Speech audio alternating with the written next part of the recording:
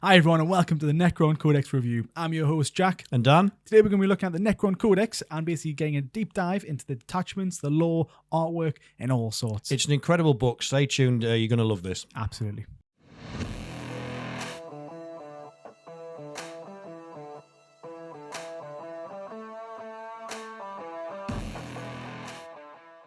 So the first one we're going to be looking at today is the artwork that's involved inside this book.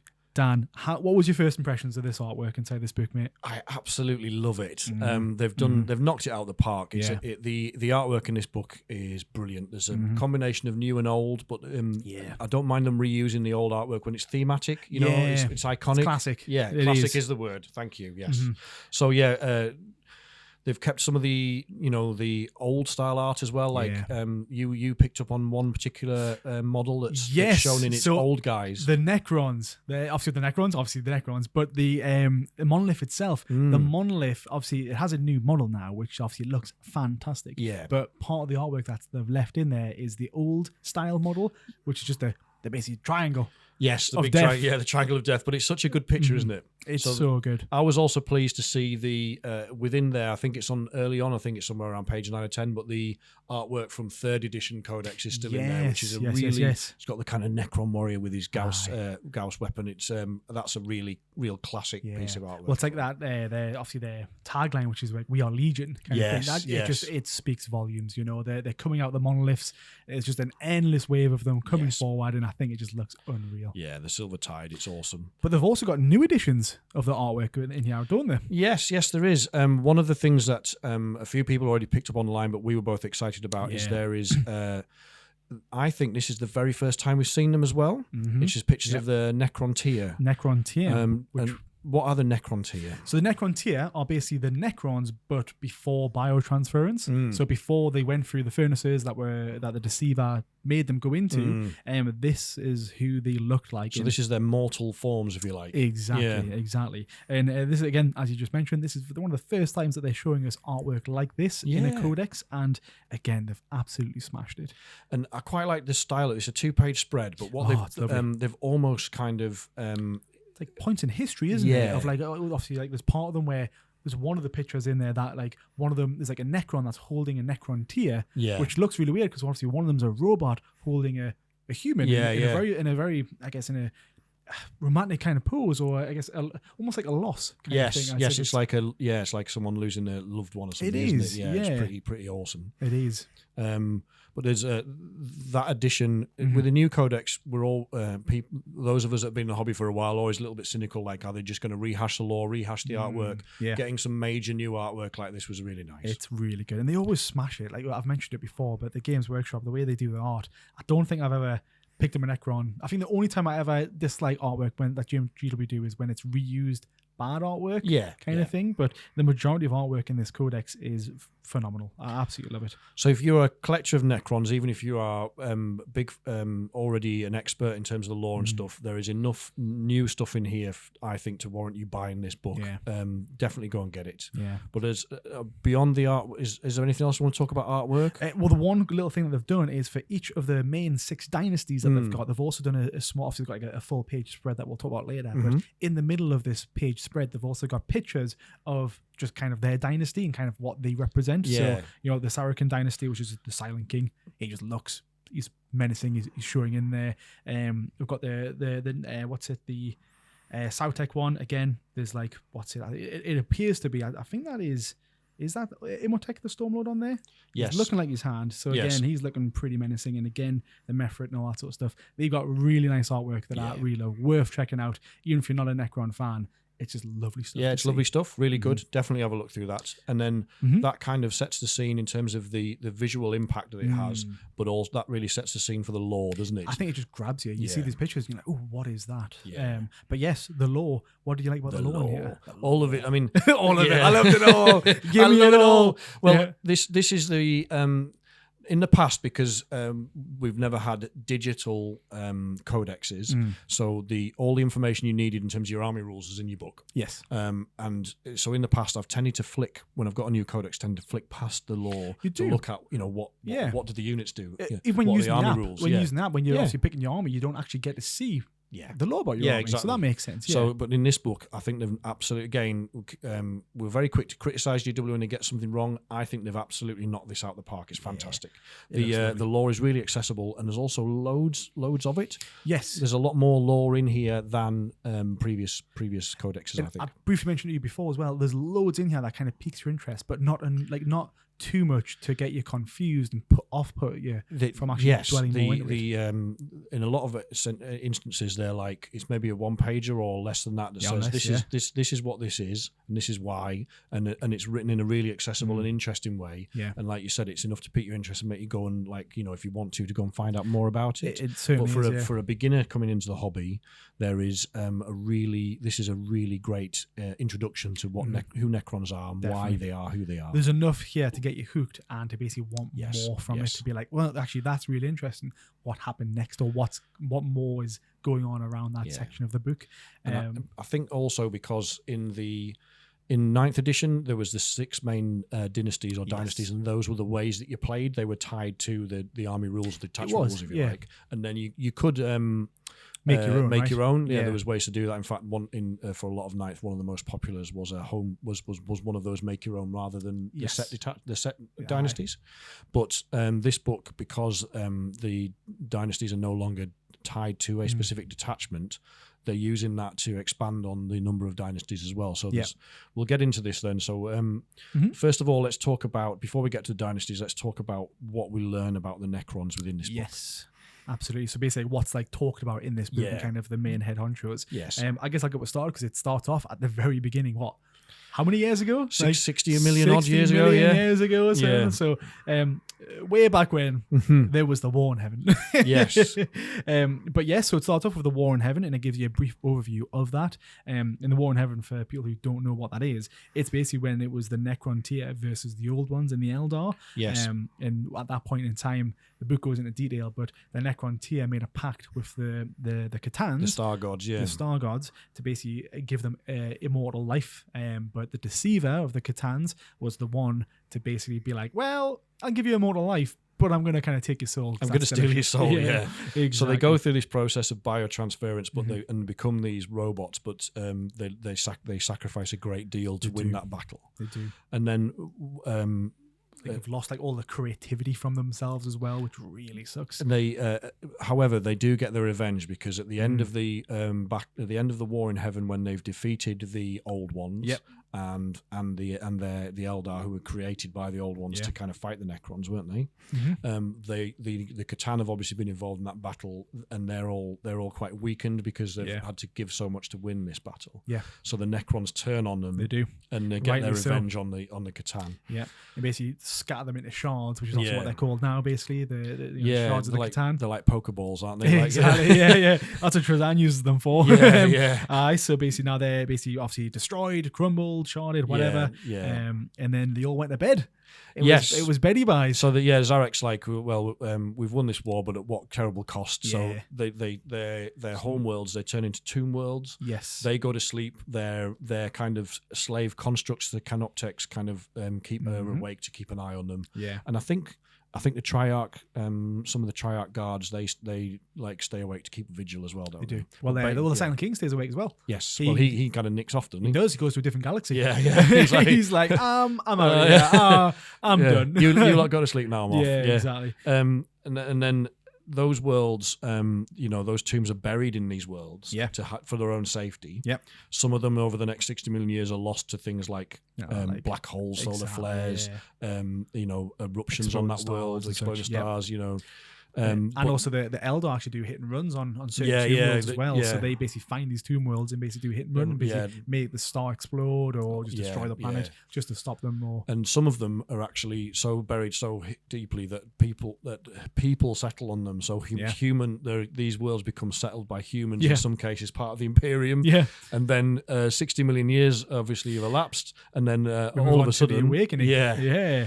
So the Necrons start waking up from all these tomb worlds. Now they've woken up some of them have woken up a bit earlier than others. So some of them are a bit, I guess, like dispopulated. Yeah. There are various stages, aren't they? Some of them have been weakened, or etc. Yeah. Some of them are awakening before others, so they're all at various stages, which obviously it gives you an awful lot of scope in your own canon and lore about where your Necrons want to be. Exactly. But I mean, can you imagine being a human, like part of the Imperium, like a settled world, and then this thing the ground starts rumbling, and this tomb all the world scarab appears. starts coming out. Like, What are all these? Yeah. But yes, obviously the awakening happens, and that's what kind of kicks off the relentless march, doesn't it? Yes. What a great name. Absolutely fantastic name for a story. But again, this is when the Necrons are waking up. They're like, well, here are these people on my doorstep.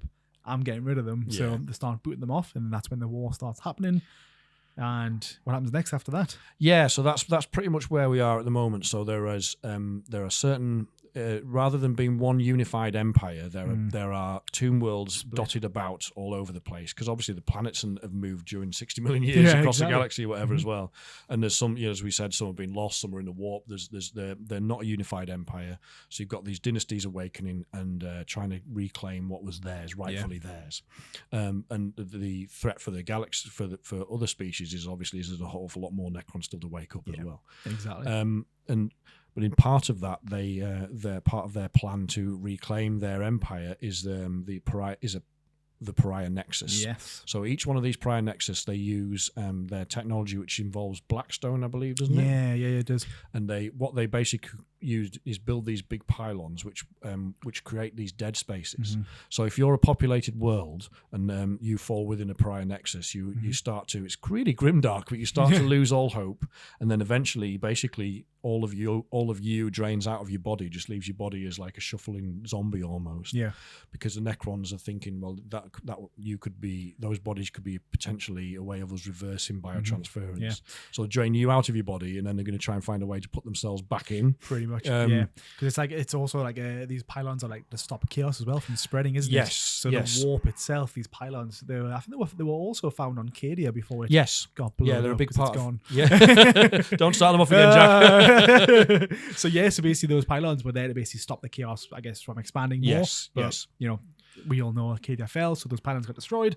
They have nullify a lot of the chaoses and the warp's capabilities and psychic capabilities, and which is you could construe it as a good thing for the Imperium in terms of fighting chaos, or the Xenos for that matter. Yeah. But also, they ultimately will have this deadening effect where they'll, it's almost like a plan within a plan, isn't it? Yeah, exactly. Yeah.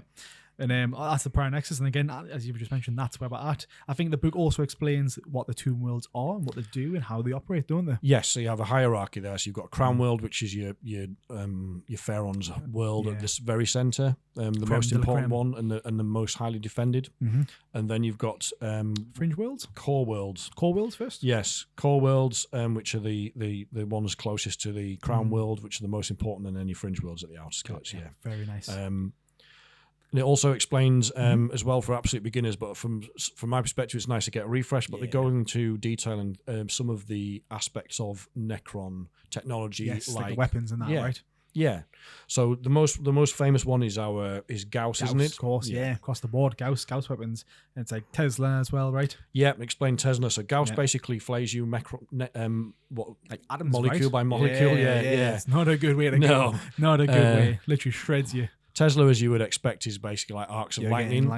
You also get torn apart. And then in Mythic, which from what I read of it, I'd never really looked into this before, but that kind of juggles your atoms up as well. It doesn't flay them, but just kind of like messes them up. Moves them around, No, it's like boiling a kettle. And there's some real grimdark aspects of lore. So there's a sidebar on the Ghost Arcs, which is just horrible. What's that? Sorry, the Ghost Arcs, which is about it's about how they were used to a lot of the Necron tier were not happy about this idea of biotransference. So in the end, they literally round them. It's basically like the genocide in World War II. Yeah. They round them up onto, instead of cattle trains, they round these people up and force them onto Ghost Arcs. Efficient. Sounds like yeah. So the Ghost Arcs are really quite like in current gameplay. They are very much kind of positive things. They kind of help you with your reanimation and stuff. It does. But they're very utility as well. Yeah, the very beginnings of their creation is pretty dark. Yeah. Not very good. Yeah. Well, like I say, it's nice that the book explains all that, because again, like, although there's people out there who already know all this sort of stuff, again, as you say, it's a nice refresher. Again, it's lovely. Again, the artwork complements it very well as well. And we talked about this particularly in the Space Marine book. Like, there's some really grim lore in there. Like, their kind of equivalent of the Ghost Ark is like a sidebar on dreadnoughts, and how like seriously injured Marines are basically, you don't just get pensioned off and and live the rest of your life on a nice planet. You get shoved in a dreadnought for all eternity instead. And encased in this blackness. It's like, all right, I guess I'm here now. I do really like that they're bringing, not necessarily bringing it back, but kind of pushing to the front the grim darkness of this of 40k. All of we've got a dog attack here. Hello, Jess. But yeah, all of those. It's the 40k universe is a really hopeless place. It is, and I do quite like that they're bringing that lore back to the forefront. It's very good. It's very good to hear. And I guess more of the explanation side of things. We've got each of the dynasties as well. Yeah, you just touched on the artwork, but they each get the big six, if you like, get a page each, don't they? Yeah, like a nice page spread. It's lovely to see because, again, lovely bit of artwork in the middle, but it goes into detail about kind of who these dynasties are, what they represent, where they came from, who they're for. It's really nice to see. Yeah, so we got that in 9th as well, because they were like those are the ways that you played, but you've got Zarakan, which is obviously the Silent King's dynasty. Yeah. Sautek, which is that Imatek's dynasty? Imatek and Auric and the Diviner. Yeah, and the way they're kind of framing this is is almost like a civil wars brewing, isn't it, between those two? Between the two big head honchos, Nefrek in there, Mefrit, which was the old Shooty dynasty, Nihilak, which was, and my Novok. Favorite. Yeah, your Nihilaks. What yours are painted in Nihilak They colours, are just the gold and blue. I think it looks lovely. If I had my time over again, I would be tempted to do that, because I do think it looks lush. It is. I like it. I mean, to be fair, I like the Novak one, the redness that's on them. It just shows like, ooh, the one deaf.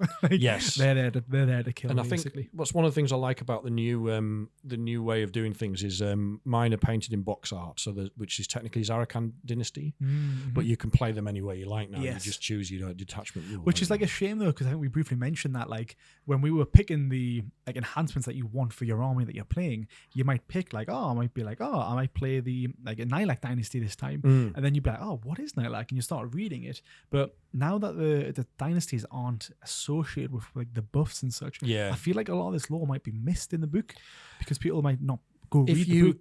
If you were like me in 8th or 9th edition or whatever, where you just wanted to pick up the book and go and find out what the units did, you would miss all of this, because there's in 9th and earlier editions, your army rule was your dynasty. Exactly. Yeah.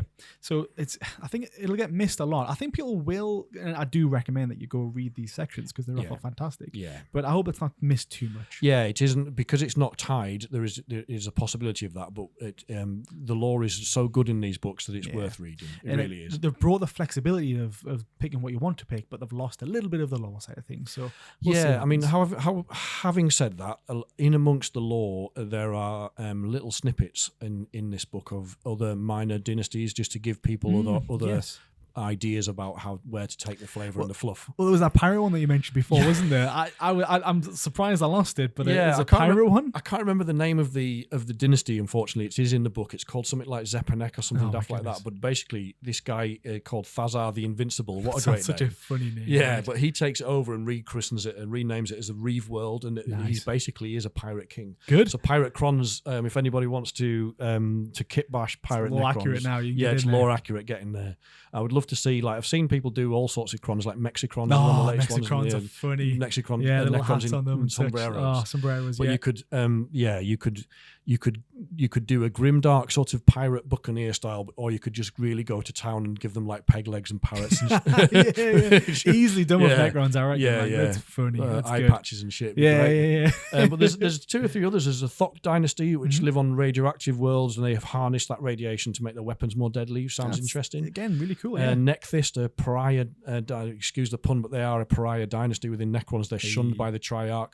So they cause so much trouble that when they were invaded by an Orc Warg, the Triarch went, "We're not helping you. You're just more trouble than you're worth. So you've got to sort them out yourselves." Yeah. So they managed to survive, but they now absolutely hate the Silent King and the Triarch. They don't want anything to do with them. That's understandable. I think I'd hate them as well. But again, that's some pretty cool, there's a cool direction you could take them in. Ogdebek, where the Cryptex have equal rank with the nobility there. So you're already thinking like Canoptek Court. That's a good way to to a good lore reason to play them. Yeah. So there's some. There's enough there to pique your interest to be like, what is that? Like, I want to go find out more. So it's like give us more GW, please. I'm interested to know, like in the lore, like we need to Google these and find out. But is there more lore that exists? Like, have these popped up in Black Library books? Is there lore in these from previous? Well, so much stuff out there, isn't there? We'll probably guarantee we've missed some. But I have a sneaking suspicion that at least one or two of these are probably relatively new, and they're just going to give us a bit more fluff and flavour to our faction, which is great. Really nice stuff. And then after that, what's this, like the meta side of things? Yeah, so we were very early days recording this in mid-December. This hasn't been out very long. The latest stat check, we record on a Sunday when the stats come out on a Monday. Always so we're a week behind. But the last stats we were still on mid middle of the board, right? Yeah, mid-board, very much like mid-board. 47, 46, something so like that. So it's probably at this time of year there's not that many tournaments either, so you have to take it with a pinch of salt. I think it's going to be end of January realistically before we know really where this is going to put us in the meta. And you'll also find out later on when we talk about it, but the detachments, I think there's definitely a lot of play style to it. I think we'll see a lot more detachments than others, but I think all of them are to a degree playable. There's a couple of them that look very competitive. Yes. And my prediction would be that they will. I don't think they're going to be OP. I would like to think, but I think they are strong. Definitely and I strong. think they will put us back up in the let's say top 8, top 6 maybe is probably I reckon where I so. think. That to be fair, I was thinking like 49, 50 odd, 54 is probably. Yeah, I think early 50s would be a good they're probably going to shove us up a good at least 5%, and that would put us up into the mid 50s. Because it's just the stratagems that come with them are amazing. We'll talk about them later. But it's exciting times, and like you said, there's one in particular that looks really strong, possibly two. Then the others, Necron Facebook and that has been quite quick to say these are trash. Yeah, but we're not. We'll get into this, but I'm not convinced. No. I think they're playable. I've reread the Codex a couple of times yesterday and last week and such. I think there's definitely play in them. They're just not off. They're not as bad as people are making out. It's the units that you have to pick. Now that we've got the points, which is what I was waiting for to make my ultimate decision, I think they are playable as long as you bring the right type of units for that dynasty. Yeah. So there's a lot to be excited about in terms of trying to play these. Model wise, yes, you're 3 new models, right? Yeah, so you're ahead of the game here because you pressed buy all as soon as these came out. I was just like add a card. If you're watching this on YouTube, you've got to see you've got all 3 of them built, one of them painted and another one nearly done. Yes. So do you wanna? So we've got an Overlord with a Translocation Shroud. Yes. We've got Orican the Diviner. Yep. And Imhotep the Stormlord. We do indeed. Now, in terms of building them and painting them, how have you found these? 2 out of 3 were a bit of a mess. A bit of a mess. Right. The one I thought was going to be the hardest one, which was the Overlord with the Translation. Yeah, because he looks tricky. He looks really tricky, but there was not very many parts involved with him. There was literally only one sprue of him. Oh, right. Lovely and easy. Literally just clip them off and he stuck together like it was super easy, super clean. Good. The Orican, his chest was super annoying. So when you're putting him together, his like shoulder blades are cut in half. So I hate that. It's so, as you said before, the Immortals. They do it in the Immortals as well. Yeah, horrible. You just end up with a tiny gap in between. Gap every time, and no matter what you do and like try and cut it away or anything, you can never get it right. And that's not just the augured part though. So you connect both the back and front chest together, and then you attach those 2 bits to the spine. Now normally the Necron warriors are really good because the spine kind of sits and like I guess goes into the chest, but Orican is a flat chest at the top, so you put it on and like when you attach them both together, you put him on and he rocks a bit. Oh no! And it's a nightmare. It's just it doesn't look good basically. So you put him on and like once he's painted, you probably can't see very well there, but once he's painted and such, you can't tell. But he was a bit of a pain. It's disappointing because we've had our lots of pain in some of the when we got a model refresh. Some of them like Tomb Blades dead fiddly. Another one was flayed ones. Really fiddly. Don't. So it's a shame that we're still. I mean, in a way, we kind of expect it, I suppose, because we're used to it. But it's a shame it's still happening. Exactly. And then obviously, lastly, with the Imhotep again, throughout his entire build is absolutely fine. But I've left him in pieces just so I can do his paint his cloak nicely. Unfortunately, though, when I went to go look at how his cloak fits together, again, they've cut his shoulder blades.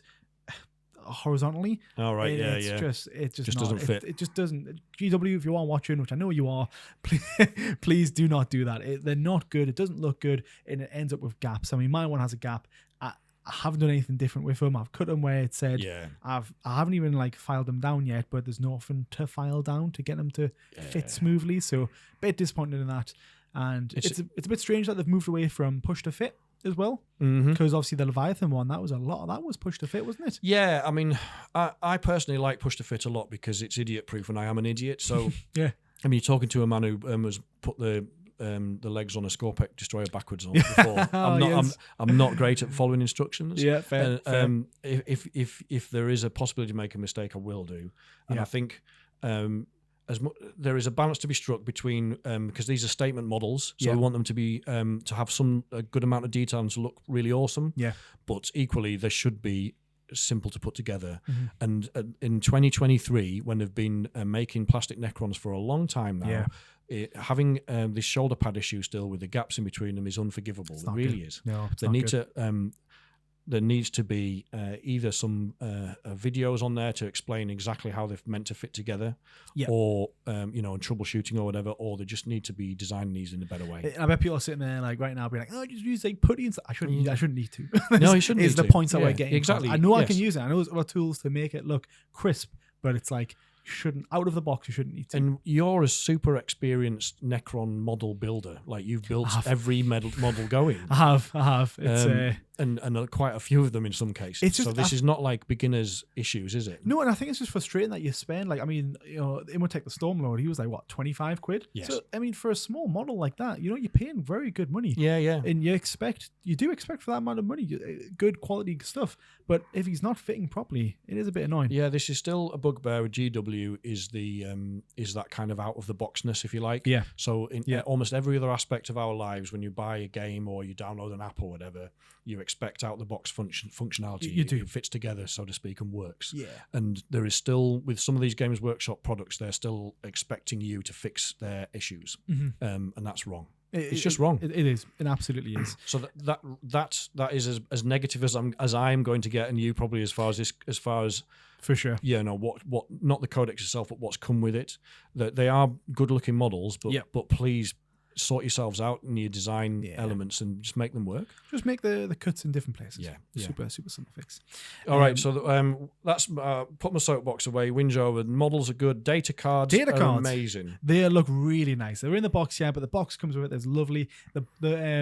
The cards themselves have a nice outline of the cards. The edging is gorgeous, isn't it? It's just in this green kind of glow. It's like a metallic-y. Exactly. It's very Necron, isn't it? It really resembles, exactly. It really resembles the Necron like Gauss weapons that they've got. Basically, it's really nice. It's on brand. It's shiny. It looks lovely. I'll put a little B-roll over it so you can see it, but it just looks really nice. And they've done it in the Codex as well. But one of the things with the Index is that they put invulnerable saves away from the main stat line, which I never really understood, but they have fixed that. So fair play to them. Yeah, it's just easier to see. Like having to look in different areas of the. It was kind of instead of being with the main stats on the top left, it was kind of the invulnerable saves and abilities kind of thing, wasn't it? Yeah, it wasn't. It didn't really make. So I'm really glad that's been addressed as well. Absolutely, and I think lastly, really, the painting schemes that's involved in this. Yes. Very nice. Yes. Very good selection again. Yeah, there's the book has in the Combat Patrol. They teach you how to do the box art again. It's just nice to see. It's good to have. Yeah, I think it's just a good reference guide for someone again who's picking up the book for the first time. Yeah, having that reference there is really nice to see. Yeah, it is. Good job, GW, on that. Definitely. Well, I think that's primarily the most of stuff from the before getting to the meat and potatoes. If you were going to sum it up, I think in terms of the lore and the artwork, it's a 10 out of 10 for me. I'm not going to lie. Oh, artwork's lovely. Yeah, 100%. The artwork's amazing. The lore is a really easy to digest. There's some lovely accessible lore there for newcomers, and there's plenty there for some of us older heads as well, I think. So great job. Definitely.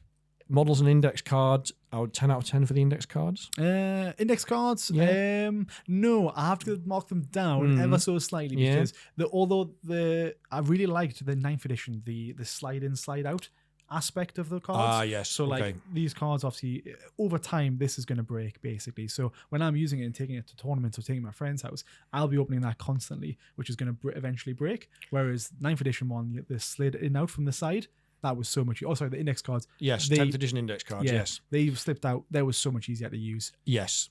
So, So in terms of accessibility, I guess what they're thinking is you're going to get out the ones you want and put them down, but it's just not as easy as the original index cards. Exactly. So yeah, so fair enough. We'll give them a 9 for the. I'll be harsh and give them an 8, me. An 8, go for it. Yeah, fair enough. Because again, it goes down to models as well. Yeah, models, beautiful to look at. Yeah. But what would you give them out? 7. 7? Yeah, because again, they're beautiful to look at, lovely to paint, not as hard as I thought they were going to paint as well. Yeah. But again, I just can't forgive them for something that they should have learned by now. Yeah. 7 out of 10. I'm saying now more about that. Yeah. I'm a bit. I haven't bought the models yet. You've obviously bought them, so this is why I wanted to get your insights. But I'm not going to lie, it's putting me off a little bit. I'm not, as I said, I'm not great at building them. But yeah. We'll see. Overall, as taken as a whole, really pleased. And let's get into then I suppose the lore and the artwork's important, but the reason everybody buys a codex is for the data cards, really, isn't it? And the army rules. In the rules, exactly. And detachments and all that. So let's get right into it.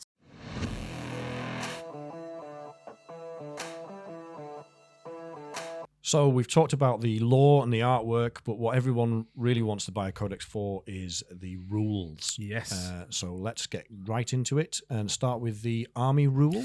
Yeah, so the army rule itself, do you know what that is? It hasn't changed, has it? No, I was going to say, it's a trick question. Yeah. It has not changed. So the Necron's core rule is every command phase, for each unit, gains an additional D3 wounds back to each of their units. Yes. And So, if your units are, if they're 1 wound models, or if those units are at all of their wounds, you get models back. Exactly right. Exactly right. So it's a combination of what with 9th was living metal and reanimation protocols, isn't it? Exactly. Yeah. And that can be enhanced with other units such as the reanimators out there. Yeah. There's a couple of stratagems that also res them back up as well. Yeah. Enhancements as well with the resurrection orb and such. So a few things out there to help them out. It's always been our thing, and it still is as an army-wide rule. Yep. And then layered on top of that, we've got detachments. But before we get into the individual detachments, how many is there, Dan? How many? There's only 5. 5. So 5. How many Displaced Marines get? 7. 7, isn't and it? Tyranids got 6. Yeah. So what's happening? 6. Where are they going? Yeah, 6. What's happening? When the Tyranids one came out of 6, that was what we thought was going to be the benchmark. Yep. So why have we only got 5? I don't get it. Quick math on this one, because again, I'm going to go my big pain point here. Yeah. So one of them we already know. One of them was brought across from the index. Yes. So we've only got 4. 4 new ones, right? Yeah.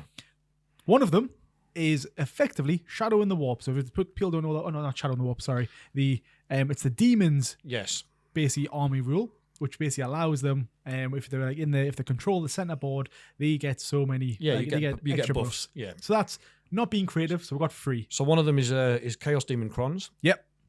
Then, and beyond that, one of them is Grey Knight Crons. Yep, exactly. So Grey Knights. So the special rule for that one is it allows us to basically teleport around the board. Yes. So we've stolen that one from someone. So that only leaves 2 new ones.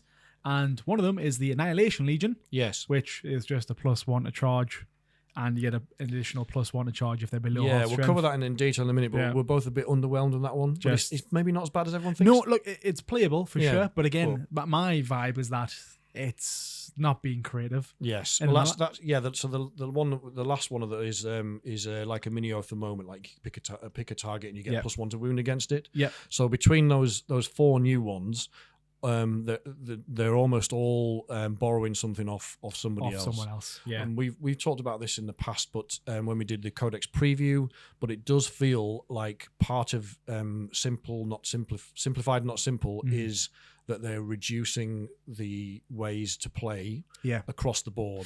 So that each there's going to be duplication across factions that do the same things, which in the past there hasn't really been as much of that. That each faction has largely had been unique, hasn't it? It has. And that seems to be a direction of travel for. Well, we'll only see when we get more codexes, but certainly looking that way, isn't it already? It is. Which to me.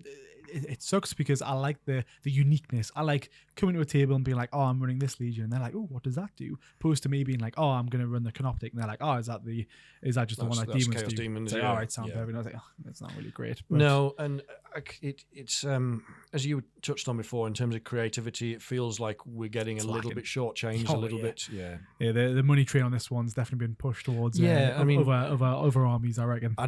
I think part of it is we were praising them in the podcast that we recorded about the end of year, saying that they're getting the codexes out in good time, rather which is a good thing. But that seems to be coming at the expense of individuality. Yeah, those codexes. It really is. So it really is. We've bashed it enough then. I mean, I think it's a reasonable criticism. It is, but I believe so. Yeah. That said, I mean, there are some interesting things to talk about. Some of these detachments I'm really excited to try. No, I'm excited to try them all. To be fair, although I will bash them saying that there's no creativity, it's still something new. So I'm still excited to play them. And basically, the index way of playing was not the most interactive, and these at least are bringing interactivity back. So it's going to be more of a back and forth game with your opponent, I think. Definitely is. Okay. Should I get started on the first one? Yeah, go for it, man. So we've got the first one that we've got is the Hypercrypt Legion. So this one, there's their detachment special rule. It's called hyperphasing. So at the end of the opponent's turn, you can select up to 2, 3, or 4 units, depending on what battle size you're playing, from your army that are not within engagement range to be removed from the battlefield and place them into strategic reserve. So this is very much Grey Knight Necrons, but exactly. This is really interesting. This so fascinates me. 100%, because this is definitely centered around monoliths in my eyes, because with the monoliths, you can bring units back from reserves to a monolith. Yeah, you sort of teleport them next to it or whatever, don't they? They come out of, what's it called, the Eternity Gate or something on a monolith? Exactly right. So obviously when they go into strat reserve, they can either come in from the board edge, but if you've got monoliths, they can come to the monolith. And and if you've got deep strike, they can deep strike in as well. So there's a lot of play in this. Really is. So that in itself is really good, because I've always said lots and lots of times, movement is key. Yes. You need to get around the board. So having that flexibility to get around the board is lovely. And to be fair, when I played against Grey Knights, I thoroughly enjoyed the movement shenanigans. Yeah, it was fun. It was really fun. And the monolith allows you to bring units back closer than 9 inches as well, doesn't it? Yes, 3 inches. Which is pretty exciting. Yeah, there's a stratagem for it later on as well. Also, so that one's there's a stratagem to let them get within even closer than what the monolith can. Yes. Obviously, when you come back, you've got to be within 3 inches of a monolith. Yes. But there's a stratagem later on that I'll talk about which gets you closer, which is great. So the rule is, as you said, is in terms of picking these units, so it gives you an awful lot of movement shenanigans, and we'll talk about how that would play at the end. For sure. But what about enhancements? So yes, the enhancements, beg my pardon on these names, I will get them eventually. But we've got the Dimensional Overseer. So this is 10 points. It's an enhancement you can give to one of your lords. While the bearer on the battlefield is in... while they're on the battlefield or in reserves, you can add 1 to the number of units in your army that you can select for the hyperphasing rule. So in a 2K list, you could have remove 3 of them. You can now remove up to 4 Necron units. That's really quite big. So it's like a 33% increase in how many units you can take off, but that gives you a massive increase in your flexibility, doesn't it? To get around the board for 10 points, that's a steal. It's lovely. like an auto include, isn't it? Well, at the end, how many armies do you build that you've always got like 10, 15 points spare? Yeah. So this is just an auto include to a degree. Great, and the next one is a Risen Tyrant. Yes, 25 points this one, so it's a bit of a steep. It is a bit pricey. But each time the model in the bearer's unit makes an attack, we roll the hit roll of 1. If the bearer's unit was set up on the battlefield this turn, you can re-roll the hit roll instead. See, that's it might be 25 points, but my goodness, that's good, isn't it? You want that, because you go back there with a squad of 6. Scorpex? Scorpex could be a good shout. I was thinking more the shooting ones, the Locust Destroyers. Oh my goodness, yes. Getting those rerolls of 1s in there, along with the hit rolls itself, hitting on freeze. So you put them in strategic reserve, bring them back in, and they can re-roll all hit rolls. That is big. Imagine just teleporting them around the board all the time. And if you're right. If you're putting them on Locust Destroyer units or heavies, their Gauss weapons are lethal hits on 6s. Yeah. So if you really wanted to, you fish for 6s. Yeah. Exactly. Really nice to see. And those big blobs to move around the board. Well, do you know what? For 25 points, that's really not that bad. It's really nice. Yeah. Really good. So again, now the next one is the Hyperspatial Transfer. Yes. Very nice. 15 points. So each time the bearer's unit advances, you do not make an advance roll for it. Instead, until the end of the phase, add 6 to the move characteristics of the model of the bearer's in. Now this one is so you can buy now. Obviously, an Overlord we talked about him earlier with the Translocation Shroud, who does this and allows them to move through impassable terrain, doesn't he? Or under enemy models. So whether you would actually, first of all, if you can't put this on or it's pointless to put on that model because he already does it. Exactly. So it's a question of whether you wanted to put it on another model for 15 points. Yeah, maybe you've got like I guess a different kind of Overlord. It's possibly the least useful one for me. Yeah, I mean it's not expensive, but it's just if I need this ability, I'm probably taking the Overlord. And to be fair, we went from 2 good enhancements straight to that one. Yeah, and to be fair, it's the following one from that one is even better than the last 3. So that one there definitely gets outshadowed by the this is probably the it's not awful, but it's compared to the others, it's probably the bottom tier out of the 4, isn't it? It certainly is. But what sits just above it then is the last one. The biggest one, the best one from this detachment is the Osteoclave Fulcrum. My goodness, these they're really names, not. Honestly, I'm useless to this. But anyways, it's not. It's just. I mean, we've said this before, but for kids coming into this, have some mercy. I am a kid coming into this. Well, I mean, if we both struggle with these names, and we've been in the hobby for a long time, and we're Necron, we're Necron players. Yeah. But these, they need to. I'm all for flavorful names, but let's try. Tone it down a bit, please, GW. Please, come on. Thank you. But yes, this one's great. This one. I'm gonna say this one from that one. This one's good. But yes, this one is 20 points, and models in the bearer's unit have the deep strike ability. See, this is sexy. Really good. Yeah. Because again, if you combo that with removing them from the board, you can then deep strike them wherever you want. Yeah. So again, if you put this one onto like the Locust Destroyer Lord or something like that. Locust Lord's definitely getting this. Yeah. You put him on there. That means that your squad of 6 or squad of now 7 can teleport around the board wherever they want. Yeah. So they can do secondaries, and alongside that, getting on behind enemy lines and then just being an absolute menace. One of the ways that good players used the Veil of Darkness in 9th was to do this on Locust units, like a Locust Destroyer unit of 6, because all of a sudden you can get them, bring your guns to bear on something that your opponent thought was hidden away, and just delete it. Just delete it. All them vehicles that have indirect fire, those units have indirect fire. Well, they're now not safe based on this because we can get around the board and basically shoot at them, which is really nice. Yes. Nice one. Well, that's the enhancements. Move on to the stratagems then. Yes, so some decent ones here as well, isn't there? Again, some really good ones here again. So the stratagem-wise, first one I've got is the Dimensional Corridor. So you do this in your charge phase. You select one unit from your army that was set up on the battlefield this turn using the Eternity Gate ability from a Necron monolith that has also started on the battlefield.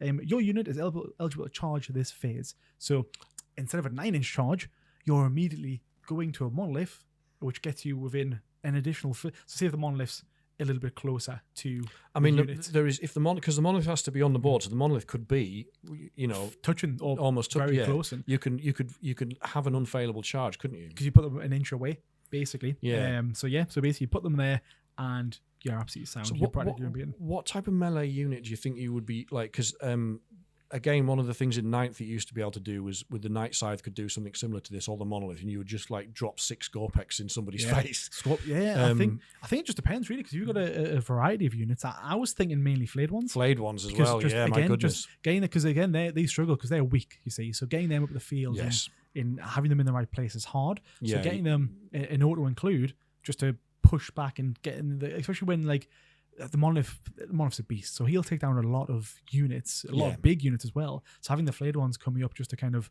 the flayed ones thing is that if the unit they're attacking is under half strength, they get all hits and then critical or something like that. Exactly. So it's double. Yeah. So there is definitely play with this one for the flayed ones. You're right. Is. Moving on, then we've got the reanimation crypts.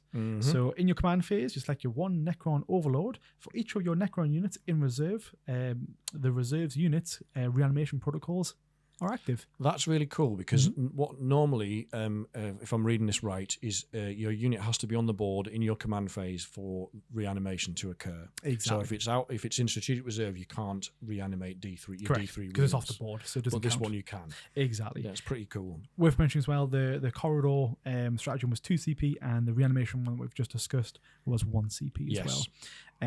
And move on to the next one, the Hyperphasic recall. Recall. This is a 2 CP. So your opponent's shooting phase is when this happens, or the fight phase, just after an enemy unit has shot or fought. You select one Necron infantry unit from your army that has had one or more of its models destroyed as a result of the attacking unit's attack. And one Necron friendly monolith is also on the field. So there's like 2 conditions you have to follow for this one. The effects, you remove the infantry unit from the battlefield and you set it back up anywhere on the battlefield that is wholly within 6 inches of your monolith.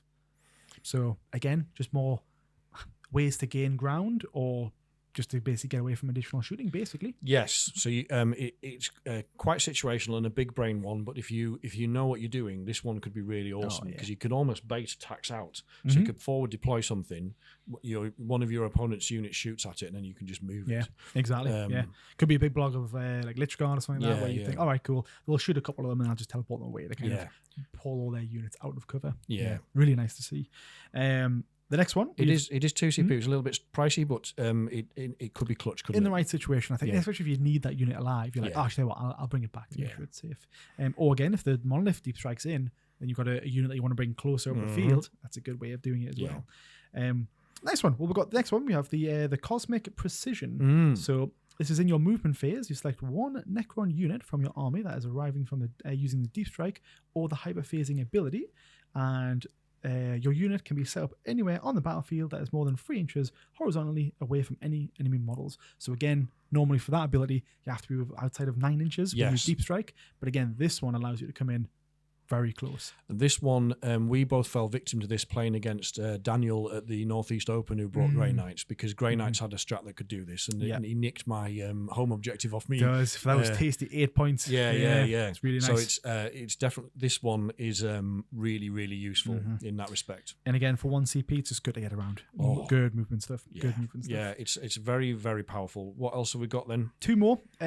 This one is Quantum Deflection. So it's 1 CP. So it's your opponent's shooting phase or fight phase just after the enemy has just after the enemy has selected its target. Yes. One Necron's unit from your army. Is it a vehicle unit? Is that right? Yes, one Necron's vehicle unit from your army that was selected as a target of one or more attacking units. Each time, at the end, until the end of this phase, that model has a 4 invulnerable save. This is great for the monolith. So this entire detachment seems to be resolving around the monolith being the key part. That's they're definitely writing it with the monolith in mind. And we've talked about this in the past with the monolith, this was the only thing that was lacking, wasn't it? Really? It has a 2 built-in save. Yes, a lot of wounds, high toughness, but no invuln save. Yeah, a lot of anti-tank is fairly high AP anyway, isn't it? So you were struggling to save wounds, like when you played against knights, for example. That was why you said they went through you like paper mache, because you weren't getting saves, were you? -4. So I was like, right, sixes. Yeah, horrible. So 4 up invuln, 1 CP. This is going to get spammed a lot if you're playing with monoliths, and especially if you're getting those 2 CP. It's like an auto do basically. Yeah. Lovely. And then the last one is the Entropic Dampening. So this is again 1 CP. It's your opponent's shooting phase just after an enemy unit selected its target. One Titanic model from your army that was selected as a target of one or more attacking units' attacks. Cough, monolith, cough. And within 18 inches of the attacking unit. Until the end of the phase, weapons equipped by models in the attacking unit have the hazardous ability. Now, so if they're shooting at you, they have to make hazardous checks. Exactly. Which is quite nice. It's just like a little F you to those guys. You're attacking me, hazardous. Get out of here. Yeah, that could be pretty powerful. Yeah, so this is one of the ones I'm really looking forward to, because again, at first the Grey Knights before, I like the movement shenanigans you can do. I'm a big fan of the monolith itself. I've got 3 of them now. One of them's definitely on loan. I don't have 3 bought, but I've pinned this one up very nicely, so I'm very much looking forward to playing this one. It definitely looks that way. One thing to talk about on the stratagem, I don't know if this is accident or design, but none of them are battle tactics. So our Overlord gives us use of a free battle tactic stratagem once per phase, even if it's already been used. Yeah, it's a bit of a shame. So in that respect, it was. I'm guessing I'd like to think it's by design, because they perhaps were finding it just too powerful. But I mean, equally, 2 or 3 of those are only relate to the monolith, so an Overlord couldn't use them anyway. Yeah, but there's I would like to have seen one battle tactic stratagem, but I'm not sure which one I would have picked. No, there wasn't very but much. they are all usable and all pretty good. Oh yeah. And you in terms of to sum that up, you talked about how it's obviously clearly centered on monoliths. I just think there's an awful lot of play in this detachment. Like we've jokingly talked about maybe he's running a Catan list. Because the ability to just pick your Catan up and drop them down against somewhere else. Again, because the Catans are absolutely amazing. So having them up the field, even just bring I could see bring 2 monoliths, 2 Catans, and then a bunch of warriors, or a bunch of Locust Destroyers after that. I could see that being very playable. It's really hard for your opponent to try and position in a way, unless they've got an army like I guess a Drakari one and an MSU one where you can screen out quite well. Yeah. But otherwise, it's very, very hard because you're like, right, I'm going to move here, and then next turn I'm going to do this, and then the models have your opponent's models just gone. Exactly. You know. Yeah. So I'd like to. I'm definitely going to. Obviously, I've bought 2 monoliths to fix up as fixer uppers, which I'm going to look at doing. You can try this straight out the gate or straight out the Eternity Gate because you've already got these the monoliths ready to go. I'm looking forward to it. But I do think there's I would definitely like to have a look at playing it with Catan just to. I think that would be deeply annoying as well. Yeah. For the opponent, not us. Yeah. This one for me is the big brain detachment. This is the one I think. Experienced players will get the most play out of, because if you know how to use this properly, it's going to be a nightmare to play against. It is, and it gives you the secondary point scoring abilities that you need as well to pick up your secondaries that we always talk about. Yeah, and I think this is going to be one of the top 2 out of the 100% out of all the 6 attachments that we have. Yes. Sorry, 5 detachments. 5. Damn you. I know. I can see it being one of the top 2 being played. Totally. I'm really. This is one of the first ones I want to try. I'm really excited about it. But the one I actually want to try first is Canoptek Court, which is the one focused around Canoptek units and Cryptex. Yep. I'm going to open the book in because I haven't got this written on the screen. But the army rule for this one is the power matrix. So you touched on this before. This is very similar to Chaos Demons. Yes. So your deployment zone is always in your power matrix. Yep. Then if you control at least half the objectives in no man's land, which is usually going to be 2 out of the 3, then that becomes part of your power matrix. And if you control at least half the objectives in your opponent's deployment zone, that also becomes part of the power matrix. Exactly. Yeah. And while something is the army rule is your units reroll hit rolls of 1 at all times, but if they're within your power matrix, they reroll all hits. That's really massive. So that is big. Really big. So there is this one is looking pretty strong because. We'll talk about units in particular later, maybe, but there are two units that work really well in this one. One of them is Immortals because of a stratagem that comes with them, which is chucking out loads of mortal wounds. And the other one is Wraiths have got a real glow up, haven't they? Oh, they have, because they've got. You say that the Wraiths got a glow up. Is that because of the Technomancer, though? Right. Well, they can now be led by a Technomancer, which gives them a 5-up, feel no pain. It's just wherever the Technomancer goes seems to be the absolute. Seems to be the meta. Trad, And they've got an extra wound. They're toughness 6. They've got a pip movement back. Yep, and they've got an innate 4-up invulnerable save. And their ability is if they pass over an enemy unit, they dish out mortal wounds to it as well. Yeah. So it's good just to kind of move over them, and if you're going to charge them, well, just move over, do some mortal wounds, then just come back into them. Really nice. So so in that respect, they're pretty good. But my goodness, the enhancements and the strats for this are all solid. I think they're all excellent. Start with them, Dan. Okay. Enhancements, what we got? So let's start off here with the first enhancement is Dimensional Sanctum. This is for a Cryptek model only, and the models in the bearer's unit have the Infiltrator's ability. Infiltrate. So straight away, 6 Wraiths, Technomancer, already up the field. Right? Scary. Their movement to get up there. That is an auto include for me. That's just going to happen. That is tasty. Yeah. That is good. Because Wraiths are so durable, they're not as obnoxious as a Lichguard brick was, but they're also not as expensive. Yes. So 6 Wraiths is going to be 220 points with a chuck in a Technomancer with this. You're looking at maybe 300 points for the unit. It's not the cheapest, but they are going to be hard to shift. They're not going to move. Really hard to shift. 4 wounds a model, 5-up feel no pain, 4-up invuln, toughness 6.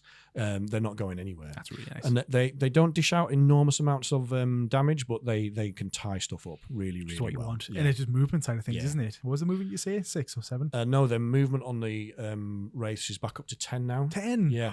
Yeah. That's crazy. Yes. So That's if you really can get good. them up the board and then move them 10 inches, you're going to get a first turn charge. First turn charge, If easily, your opponent's yeah. left anything out, he's going to get They're gonna got. get tied up, yeah. And a lot of the play in Space Marines and also some of the more playable Tyranid detachments rely on infiltrators, popping up the board, bringing some of those little units further up the board to start with. Yeah. So if you've got a counter to that, that's quite strong. Because our main infiltrate unit, apart from that, is Necrons. These flayed ones. Yeah, it is Necrons, but it's flayed ones. Yeah. And flayed ones are pretty cool, but they're only pretty cool if you get the charge off. If you get charged, they're dead. Well, imagine just like obviously just having the flayed ones up there, just to kind of get the early game. Control the middle. Yes. Keep it in your power matrix, and that's just. And then you've got these guys there as a counter charge unit. Yes. So you could you could whack 5 flayed ones down there as a disposable, dispensable. Yeah. Unit. What's it? 60 points. 65, 70 points, something like Absolutely that. Great. And then bait your opponent into charging them, and then hit them with the race. Oh, be lovely. Great. That's So, a really good one. yeah. What CP was that? Did you say?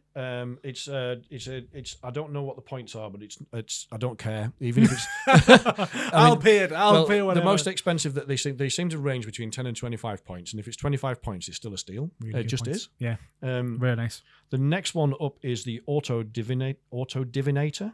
Even I'm struggling with that one. This is a Cryptek model only. This is your CP farmer. Again, this is don't care how many points it is, it's getting taken. Every time your opponent gains a CP as a result of an ability, you roll a d6, and on 2 up, you also gain a CP. Yeah, that's good. It's tasty. It's just easy. Easy money. Particularly how good the strats are in this book, the more you will want those CP to spend on the strats. Yeah. So that one's getting took. The Hyperphasic Fulcrum is a Cryptek model only. While the bearer is leading a unit, if that unit is wholly within your army's power matrix, each time a model in that unit makes an attack, re-roll wound rolls of 1. Again, the reroll hits, the wounds. They're already re-rolling. They're already re-rolling hits to the power matrix. Yeah. So these just stack. That's incredible. They've done a great job with these on the enhancements synergize with the army rules. So far so good. Yeah. The last one is I'm going to struggle with this one. Is the metalodermal Tesla weave. We'll take it. It's good. It's good. Let's just call it the Tesla weave. Yeah. This one. This one's good. This is Cryptek model only. Again, once per phase, when an enemy unit selects the bearer's unit as a target of a charge, you roll a d6. On a 2-up, they suffer d3 mortal wounds, and on a 6, they suffer flat 3. That's good. So yeah, just more wounds. Again, right? come and charge me and suffer mortal wounds. So all 4 of those are definitely takeable. I'm absolutely not leaving home without the Dimensional Sanctum, which gives the bearer's model, the bearer's unit infiltrators. That's so good. I love my infiltrator. All of the other ones I think are very takeable. All playable for sure. And again, regardless of the points, they won't be exceeding at least 25. Yeah. So that's really nice. It's really good. On to the stratagems. Yes. What we got? We've got starting with Curse of the Cryptek. Use this in your opponent's shooting phase or the fight phase just after an enemy unit is shot or fought. 1 Cryptek model from your army that was destroyed, you use this stratagem on that model, and then for the rest of the battle, not just the round or the phase, for the rest of the battle, each time one of your Canoptek units makes an attack on that unit that killed the Cryptek, you can add 1 to the hit roll and 1 to the wound roll. That again is really nice. Yes. Comboing again with the main rule of just re-rolling hit rolls and wound rolls with the enhancement. That's tasty. And also, it's like, we're getting into like chess level thinking, because if you whack a Technomancer with that infiltrate ability, that enhancement that we were just talking about, your opponent, say you're playing Space Marines and he brings his Terminators out and destroys that unit. Yeah. For the rest of the battle, for 1 CP, you can add 1 to the hit and wound rolls against that unit. It's massive. What's the cheapest Cryptek you can bring? I feel like I just want to farm them. I just want to bring a 50 point one and be like, kill him. You almost want to bait them out, don't you? Be like, kill me. Yeah. I'm gonna kill you. Because you'd put them next to some Termies. Yeah. Be like, kill this guy. Kill this guy. Because they don't. They're like, well, that's silly. I mean, and that's a 1 CP strat, and it lasts for the rest of the game. Because you just force, just charge them. They're forced to kill you, and you're like, I'm farming you. I think this is good. It's also usable more than once. What? There's nothing that says that you can only use this once. So if you kill Technomancer A, then I can spend a CP and put this on you. If you kill Technomancer B, I can spend a CP and put this on you. It's also a battle tactic, so my Overlord can spend it for 0 CP. Which Technomancer has a Deep Strike? Yeah. Let's give them all Deep Strike. Honestly, it's so good. It's really, really good. That's really good. Moving on, though, the next one is called, I'm going to get this wrong as well. I think it's called Cynosure of Eradication. This you use at the start of your shooting phase or fight phase. One Cryptek or Canoptek unit from your army is the target. It has to be wholly within your power matrix, all right? Sure. But the effect is, until the end of the phase, weapons equipped by models in this unit have devastating wounds. It's awesome. So this is the This is that. This is 2 CP, so it is expensive, but it's a battle tactic. So you can use it for free if you've got an Overlord. That's where the Teslas come in. With the models. So we've got, we'll cover this now then, shall we?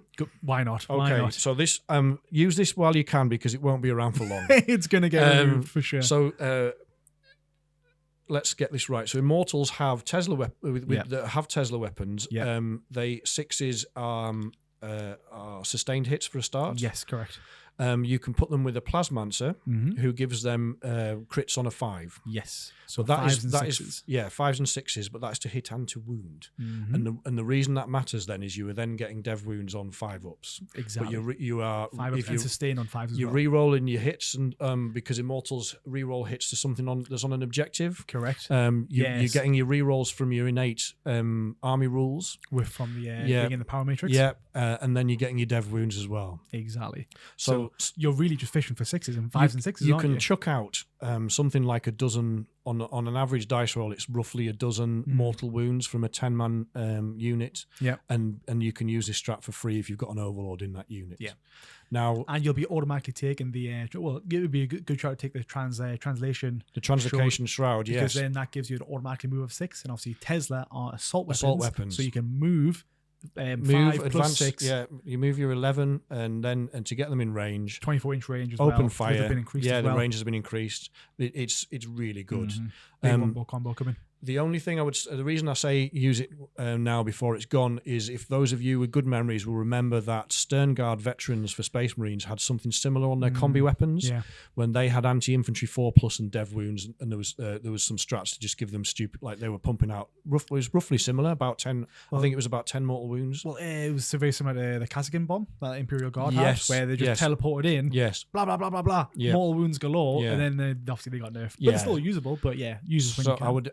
I don't know how GW will nerf it, but they will because it's too powerful. But you're looking at Necron, talking to Necron players online in the forums at the moment.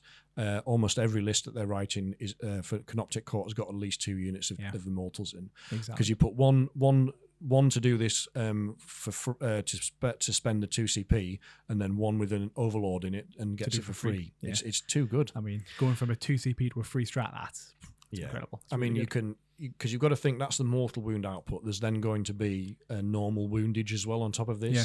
Now, I don't think there's AP on Tesla, so trying to take out things with a 2+ save like Terminators might be tricky. One of those give you the plus or -1 AP? One of the strats? Yeah, there might be another thing. Yeah, let's have a look. But this is. But regardless of that, still, it's so good. You're on dev wounds anyways. You're on dev. So your dev wounds, you're going to get a dozen dev wounds, and then it depends after that what you like. If you were hitting, AP doesn't matter at that point. No. So, but there are a bunch of other wounds that you're going to do anyway. Exactly, if you're hitting something on a 3-up armor save or even a 4-up, you're going to do an awful lot of damage. You could wipe units with this. I'll be bringing those. But you wipe. But I mean, the fact that you can put a dozen dev wounds on something is like, I mean. If you position 2 of these units so that they could shoot a Land Raider on an average dice roll, you're going to wipe a Land Raider off the table for 2 CP. Yeah, I mean, that's horrible. Come on, or for free. Yeah, or for free. yeah. I mean, it's just incredible. It really is. Really nice. The next one up is Solar Pulse. Mm-hmm. This one is 1 CP. This is a strategic play. Those are the only 2 battle tactic ones that we talked about before. But this one's 1 CP. You use it at the start of your shooting phase on a Cryptek model. You can select 1 objective marker that's within 18 inches of that Cryptek, and until the end of the phase, weapons equipped by friendly Necron models have the Ignores cover ability while targeting that unit. So those other Necron units in your army don't have to be within that 18 inches. The Cryptek has to be, and he just points at it and says, kill that. And everything else in your army can shoot it and ignore cover.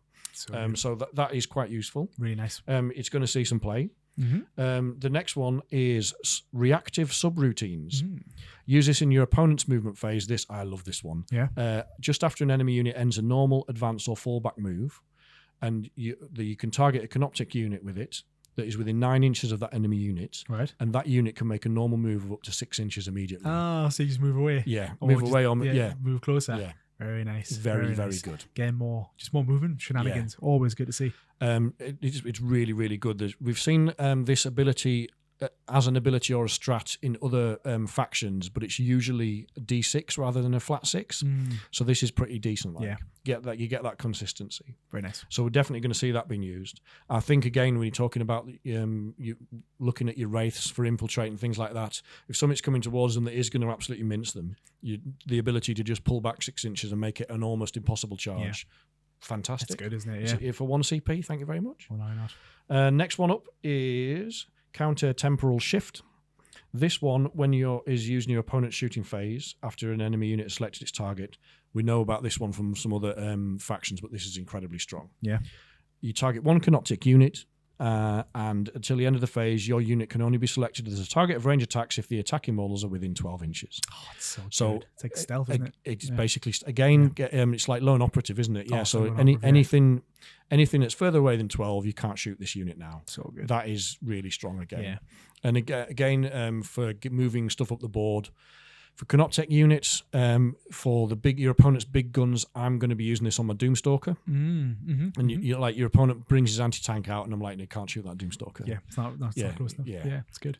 Just keeps it alive for another turn. It makes sense. So that again, you can see so far that's the 5th one. All of these are so good. So many combos you can do with them. Yeah, it's just it's so good. The last one is called Suboptimal Facade. And this one, when is used in your opponent's charge phase, you select one Canoptek unit that was selected as a target of a charge. It also has to be wholly within your power matrix, so this one's a little bit more situational. Okay, right, sure. But your RP activates, so your opponent declares a charge, and you go, "I'm reanimating." Good. You get some extra models back. That's nice. To be fair. So that could be the difference between a wipeout and surviving. Yeah. So. Again, it's a bit more situational than the others, but my God, how good are they? That's like nice. all of them. Like the Hypercrypt ones are great, like the ones you just talked about.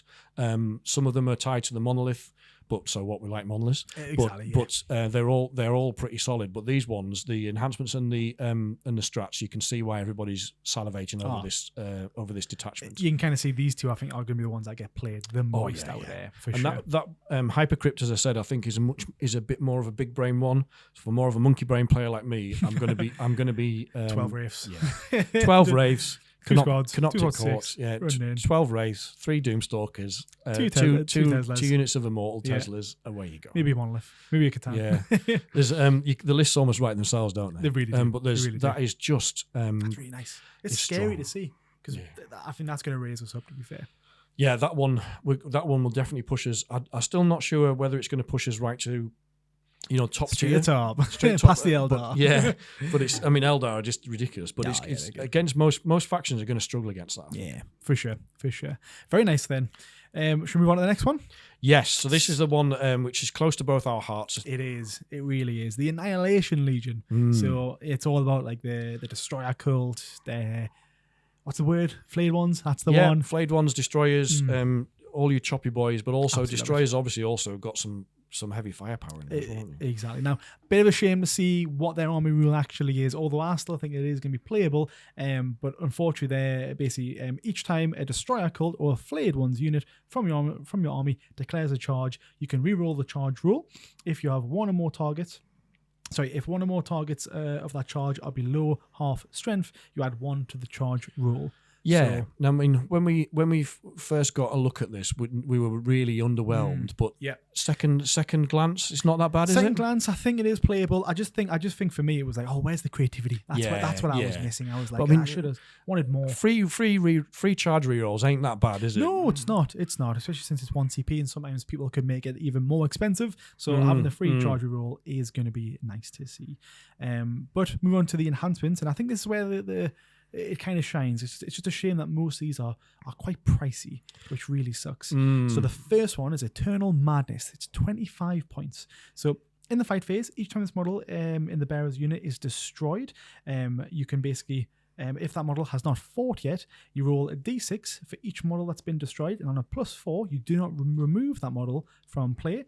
Instead, that model makes an attack once all of attacks are resolved. So is that fight on death, basically? Exactly. Exactly. Well, that's not bad. It's really nice, especially if you've got a big blob of like Scoreback destroyers, and you're like, I really don't want these to be wiped off. Yeah, let me get some attacks in, because some of them could definitely wipe out a few big squads of Termies. Yes. You definitely for 25 points, like you say, it is pricey, but it's if you're going to invest in 6 Scorpex and a Scorpic Lord anyway, then you're probably taking it, aren't you? 100%. Even like with the flayed ones, I keep mentioning flayed ones because they're amazing, but squad of 10 flayed ones, really good to see. Next one is the Ingrained Superiority. That's such a funny name. This is 10 points. So each time the model in the bearer's unit makes an attack on a critical wound, improve the armor penetration characteristics by 1. Which is not bad. Yeah, you take it. Looking for the extra AP, that takes flayed ones up to -2. But that's good. It's really nice to get rid of them. And again, 10 points, relatively cheap. What are we? Can you? Because in enhancements, you've got to take on a character. Is there any characters that you can take with flayed ones, or do you have to take these with like Scorpex and? Oh, I think the Locust Destroyer. A Destroyer Lord can definitely go with. Because there's not very many Destroyer Lords out there, really. No, they've got Destroyer Lords and Scorpec Lords, haven't you? I would check that one. Yeah, I would definitely take it on. Still take it on Scorpex, because -2 going to -3 is good. Oh, yeah, very nice, and it's cheap, good. isn't it? Exactly, 10 points. Again, mentioned before, you've typically always got like 10, 15 points spent in a list. But I mean, if GW is listening, can we please have a flayed one Lord? That would be amazing. So good. Yeah, because it makes sense. There are Lords out there who are flayed ones. Like it's like to the virus. And they're like in that kind of that limbo stage of they still have the sanity, but they know they're too far gone. I love that. So good to see. Yeah. But yeah, that's good. Nice I'm definitely spending 10 points on that one. Definitely. Next one is the Soulless Reaper. So this one is 20 points. And this is Destroyer cult models only. Each time an enemy unit within engagement range of the bearer's unit is selected to fall back, you roll 1d6, and on a +3, that unit cannot fall back. Really good. Really nice. It's decent. I would like, for 20 points, I would like it to be on a 2-up. Yes. I mean, I'm happy to for a 1 to always be a fail for these things, but you want a bit more reliability for 20 points. So this is where the things that I mentioned before, these are all playable, but the points are a bit too much for me. Yeah. It's like just too expensive, basically. Yeah. You'd like to see that one be about 10 points, I think, for a 3-up, or 15 points and a 2-up. But 20 points and a 3-up, it's a bit pricey. It is. It really is. The last one, I haven't got the name in I've got it. I've come to your rescue. Oh, thanks. You probably see my notes, and they were bad. It's called Eldritch Nightmare. Amazing. And again, this is a Destroyer cult model only. At the start of the fight phase, each enemy unit within engagement range of the bearer must take a battle shock test. Now, I'm happy for this because, again, I've mentioned it before, but Battle Shock doesn't really come up too often in games. So I just like seeing people being forced to take Battle Shock because it's quite a core area of the game. We were really on the receiving end of this in our last tournament because all 3 factions we played against, all 3 opponents had Chaos Knights, and they force you to take Battle Shock tests if you're below starting strength. Yes. And it did cost us points on objectives at times, didn't it? Because obviously, this game would like move the objectives. Oh, and that you one, had to control them. So yes. since we were Battle Shock, we couldn't move them. So we were just losing points. It's the more we get into this edition, the more I understand Battle Shock, and I do think this is worth having. Definitely. What was the points on that one? Do you know actually? I think it was 15 points. I think it's 15. Let me double check for you. That'd be nice to see. Just good to have. I don't know. That's absolutely fine. I'll move on to stratagems in the meantime while still doing that. I don't know. Sorry. Don't be daft. Lovely. So stratagem wise, the first one is. Pretty cool name for this one, actually. Masks of Death. Yeah, I love it. It's nice. So this is 1 CP. When your opponent's shooting phase or fight phase, but just after an enemy unit has selected its target, you target 1 Destroyer Cult or Flayed Ones unit from your army that has been selected as the target of 1 or more attacks. Until the end of the phase, each time an attack targets your unit, subtract 1 from the hit roll. So -1 to hit's good. Yeah. Really nice to see there. Yeah. So typically people are hitting on 3s and 4s. That's going at 4s and 5s. That's really nice to see. Really good to see. And again, if you just think that unit, you want that unit alive, then it's just good to have that. Great. The next one is the Spore of Frailty. Spore of Frailty, I think it is. Yeah. Couldn't say that word. 1 CP. It's a battle tactic as well. Your shooting phase or fight phase is when it happens. The target, you select one destroyer, cult, or flayed ones unit from your army has not been selected to shoot or fight this phase. Until the end of the phase, each time a model from your unit makes an attack, that targets a unit below starting strength, you add 1 to the hit roll. If the target is below half strength, you add 1 to the wound roll as well. Oh, wow, that's good. 1 CP to hit for an extra, obviously easier to hit. And then if you're below half strength, an extra easy wound roll, which is life. Again, on your units like your Scorpex, where you want to make, that you want to make the most of them, that is decent. And particularly with it being a battle tactic, your Scorpec Lord would be able to use that for. Would he be able to use that for free? I think he can. If he has the ability, he will. Yeah. You have to see that one. But it's very nice to see. Yeah. Again, playable. Very, very, very playable. You're right. You bang on this. This is definitely some play in this detachment. It's just about being the right. I think it's. I wouldn't say situational. Just. Yeah, I guess in a way. I guess it is a little bit, but you're going to be in combat anyways if you're taking this attachment, right? Yes, you're going to hope so. Otherwise, you're doing something wrong if you're not. Yeah. Yes, but it's about being more of a thinker. Like the Canoptek ones, a monkey brain player like me can use those because you're like, right, I know when I'm using this. These ones, you've got to be aware of them and think about what you're doing. Yeah, but it's definitely got some play. Definitely. And the next one, we've got the Pitiless Hunters. Yes, 1 CP. It's in the fight phase. You select one destroyer cult or flayed ones unit from your army that has not been selected to fight this phase. Until the end of the phase, each time a model in your unit makes a pile-in or consolidation move, it can move up to 6 inches instead of 3. Oh, that's good. So again, it's just a good way of kind of getting more your people in to fight. So flayed ones, you got 10 of them. Sometimes it can be a little bit hard, a bit tricky to kind of get around. It would give you the movement to get on an objective as well, wouldn't it? Which could be big. If you move your models in a specific way to kind of phase through them, and then you kind of tally them onto the objective. Certainly, and this is a battle tactic as well. So there's more play for this one. There is, definitely is. And again, 1 CB, really nice. Next one, Murderous Reanimation. Great name. A really good name. 1 CP for this one. Again, it's in the fight phase. Again, you select one of the destroyer cult or flayed ones. You can see a theme to what's going on this one. And you select the unit from the army that has not been selected to fight this phase. Sorry, it's been moved there. Destroy. Can't think there now. One destroyer or flayed one unit. Yeah, and it's in your fight phase. And then what does it do? The effect is basically just reanimates. Basically. You get to use your RP, do you? That's good. It's really nice, really good to see. Next one we've got is the Insanity's Insanity's Ire, I think it is. I'm not sure. Yeah. Goodness. Ire. 1 CP. Basically, your opponent's shooting phase just after an enemy unit has shot. One destroyer cult or flayed ones unit from your army. Basically, it's the same. I feel like I'm reading the same. I'm reading it and I'm like, am I saying the same stuff again and again and again here? All of the you're right. You hit the nail on the head. It's just very much a theme. But it's destroyer and flayed ones. As always. But basically, the effect of this one is your unit can make a normal move, but must end that move as close as possible to the enemy unit. So basically just an extra bit of movement, it's okay. So basically your opponent's shooting phase just after enemy units. It's a bit it's a bit like Blood Surge, isn't it? Yeah, so you get targeted. It's like, I'm going to move closer to you then. Yes. So it's like you shoot me and you kill at least one of my models and I can move closer to you. Exactly. But obviously you can only do it once and it's 1 CP, but it's decent. Exactly.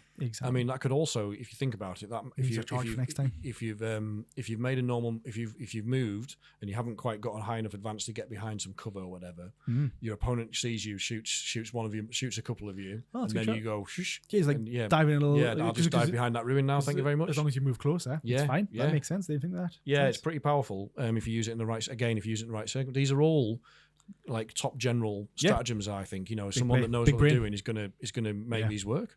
And the last one, for again 1 CP here, is Blood-Fueled Cruelty. And the target for this is exactly the same. Same thing again. Yeah. But it has been your movement phase. So your opponent's movement phase, just after an enemy unit ends a fallback move. Right. Insert quotation marks here of what I've just said 6 more times. But the effect is you roll 1d6. On a 2 to 5, the enemy unit suffers D3 mortal wounds. Oh, nice. And on a 6, that enemy unit suffers 3 mortal wounds. Your unit can then make a normal move, but must end that move as close as possible to the enemy unit. So effectively, if it falls back, they get wounded, and then you can't tie them up, unfortunately, but you can get very close. No, you can. as close as possible from a normal move, so you can't in engagement range, but you can Why basically can't you? chase them. I don't, because you can't. You can only end a charge. Oh, hang on. No, you can move into an engagement range. That's absolutely fine. All right, that's Yeah, interesting. it doesn't say you can't. Because normally when you deep strike, it says, "Oh, you must not end with an engagement range." This one does not say that. Yeah, we'd So have you to can. get a rules law in a case. Yeah, I'm not sure. Get about that. Alex on the go. Yeah. Alex, I know you're listening. Get in the comments. Let me know who's This right. is, I mean, the taking the mortal wounds is very good, and the Yeah. ability to move as well. That's well worth a CP, isn't really it? nice. Really And I good. think on all of these that we've been talking about, they seem Yeah. to be changing the rules. They're toning them down slightly. So there was some abilities and strats in Index 10th edition where they would go off on a 2-up and do D3 mortal wounds, and a 6 would be D3 plus 3. Mm-hmm. But what it now is a 2-up is D3 and a 6 is a flat 3, which is feels nice. feels right. It's just better, isn't Yeah, it? Yeah, it's D3 just plus nice. 3 felt a bit much in some cases. Yeah, because it just sucks when you like roll like a. It's like sometimes when it's like, oh, you rolled a 6, right? You get these. Yeah, now you get get these 6. Yeah, It's like, oh well, I could still roll a 1 or a 2 or a 3, and it's nothing's changed. 6 So, mortal wounds was a bit much for a bit one. much, Yeah. but the randomness of getting an extra swing- 1, the it's like, oh, swinginess, yeah. it's like bad. But I would agree with you on the overall. It's not the easiest detachment to play, but if you put the work in and learn how it works, or have got the brain to get it from the off, that's got some play, hasn't it? I really think it does. I think you got to bring the right units for the job, in which is primarily just flayed ones and destroyers, pretty much. But again, mixing some locust destroyers and a couple of doomsday arcs, I think you've got a good army. So there. I think Again, I know no detachment mentions or buffs Catans in any way, but no. Catans can fit anywhere in any of these detachments because they're so good alone. I think just squeeze in anyway. Yeah, you could. The way I used to run Novok was Wraiths, Scorpex. Wraiths are not going to fit in this anymore, but Scorpex, and then you've got your standard Locust destroyers, and then your heavy destroyers as well, and your flayed ones. Yeah. You've got a lot of play just in those units. And then, as you say, you flesh out an army list however you like it. Then do you want some backline stuff like a Doomstalker or Doomsday Arc? Yeah. Do you want to go full on in your face with a Catan or two? Yeah. There's a lot to love about this one, I think. Definitely playable. I reckon It's going to be worth a try, isn't it? definitely is. Yeah. Right, next one then. Okay, the next one is the Obeisance Phalanx. Which Yes. Is, this one is focused a lot on your top tier Necrons in terms of the hierarchy in Necron society. So it's Overlords, Triarch units, Lich Guard. So it's quite narrow in that respect. And this one reminded me a bit of the Space Marine First Company one, which is about, it's about the elites of the army, Right. which is good and it's nice and fluffy, but it's it doesn't give you enough scope to run it as a competitive detachment.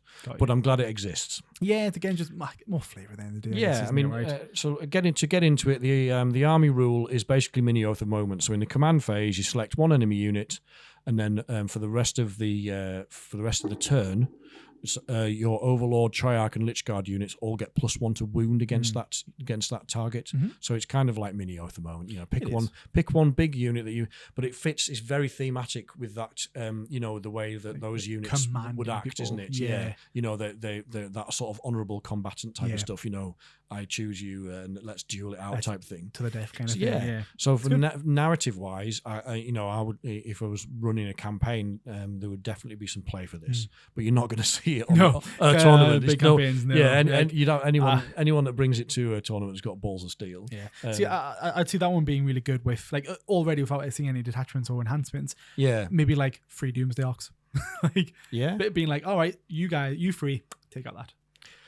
Yeah, they're not going to get because they're not an Overlord, Lich Guard, or Triarch. They're not going to get it. This is what I mean. It's very narrow. Yeah, it's quite the units that can benefit from this are quite narrow. Right. Narrow. They're quite narrow.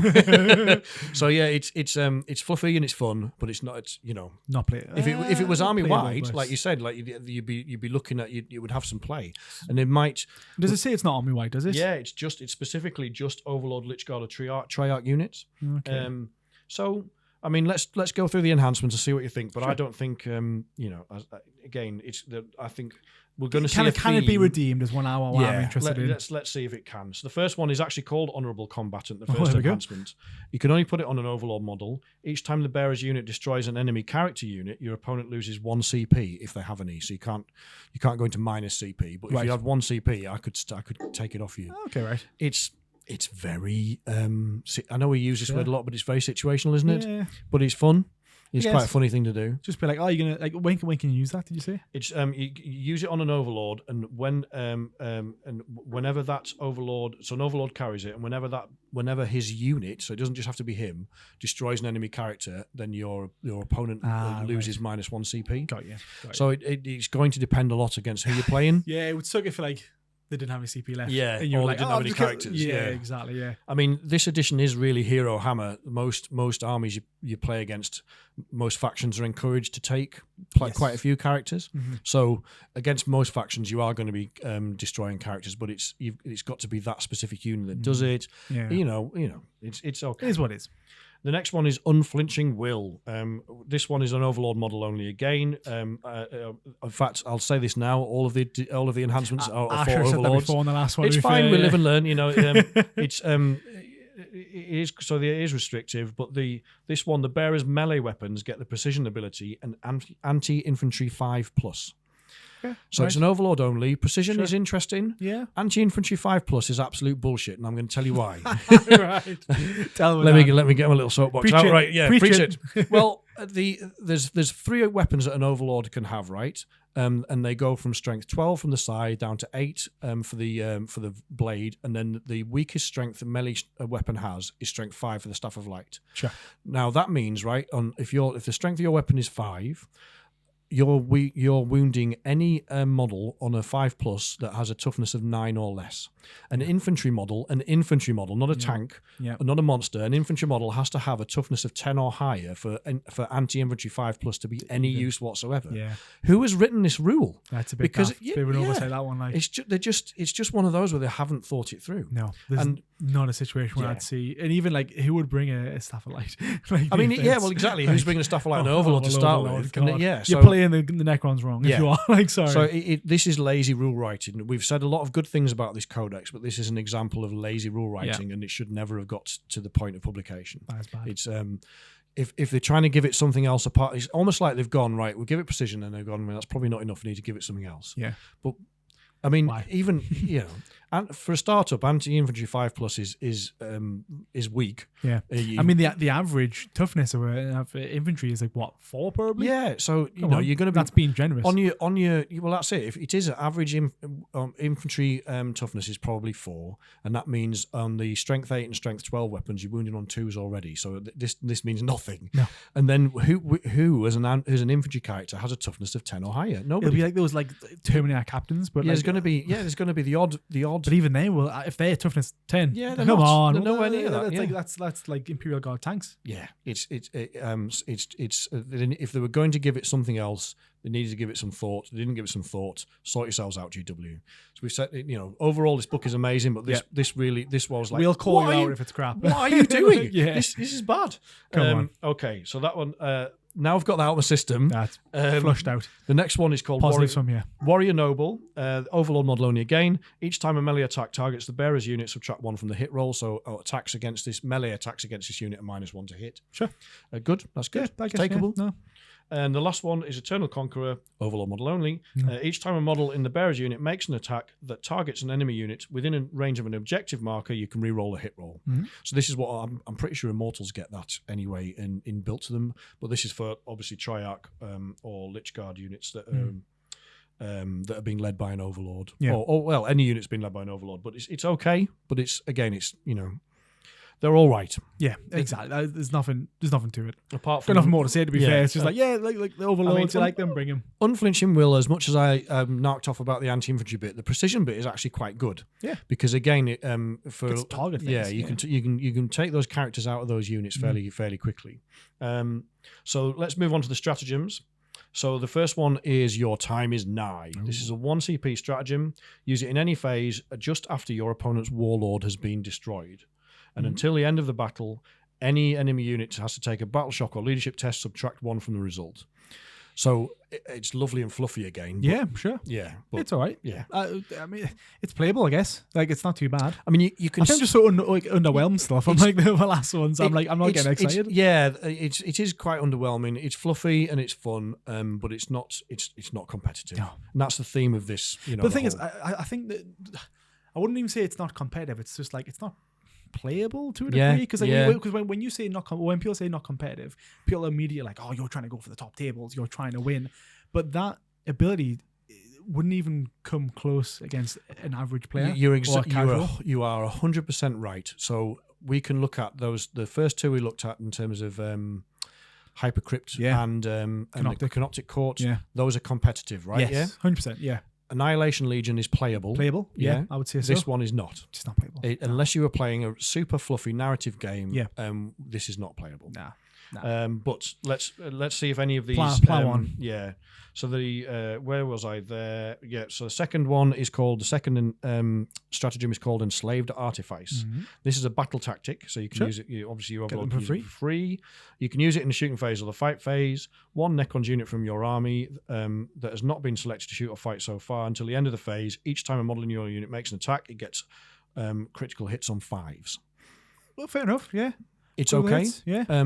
I think the issue is what, which units is this going to be useful on? It's like the Lich Guard, right? I mean, Lich Guard. What do critical hits do? Because they don't get sustained and they don't get devastating wounds apart from on the war side guys, do they? So the normal war sides, yeah. Sword and board guys don't, but your war sides do. Yeah. So and the +1 to hit in the wound. Could be okay. Could be okay.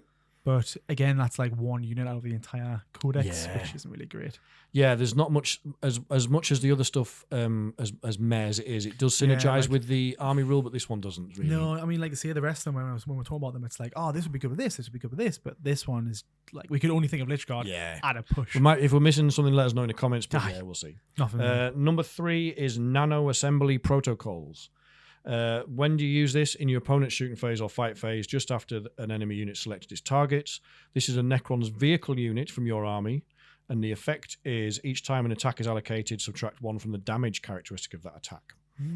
So this one was interesting. It almost feels like it was left over from the Hypercrypt one and should have been a monolith strat. Yeah, right. Like it's. I mean, vehicle wise, I suppose you were taking.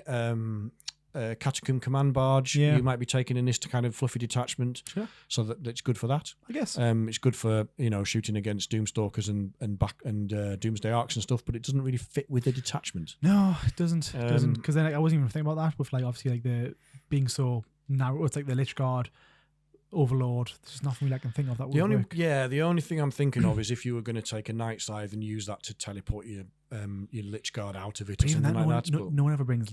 No one brings a Night Scythe. Yeah, you can. I think you can get the feeling that we're distinctly underwhelmed by this one. Yeah, I'll quickly run through the last 3, but the next one is Sentinels of Eternity. Use this in the fight phase. 1 Lich Guard or Triarch Praetorians unit from your army that was selected as the target of attacking units' attacks. Each time a model is destroyed, if it hasn't fought on a 4-up, it gets fight on death.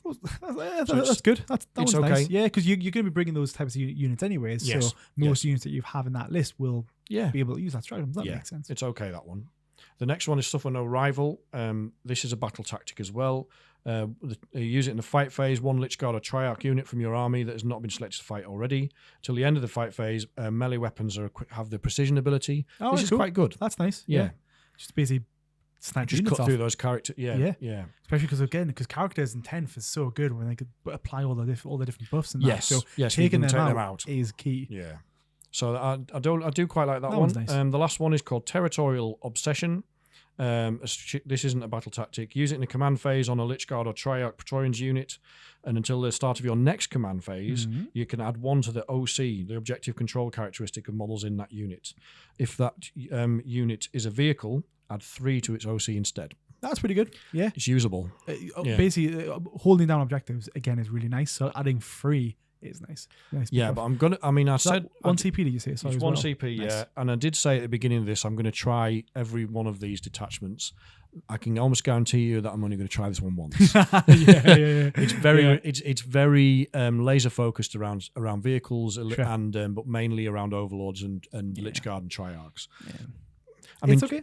Points wise, Lich Guard got a big drop because they got a nerf in terms of you can't take a Technomancer with them anymore, so they don't get the 5-up feel no pain.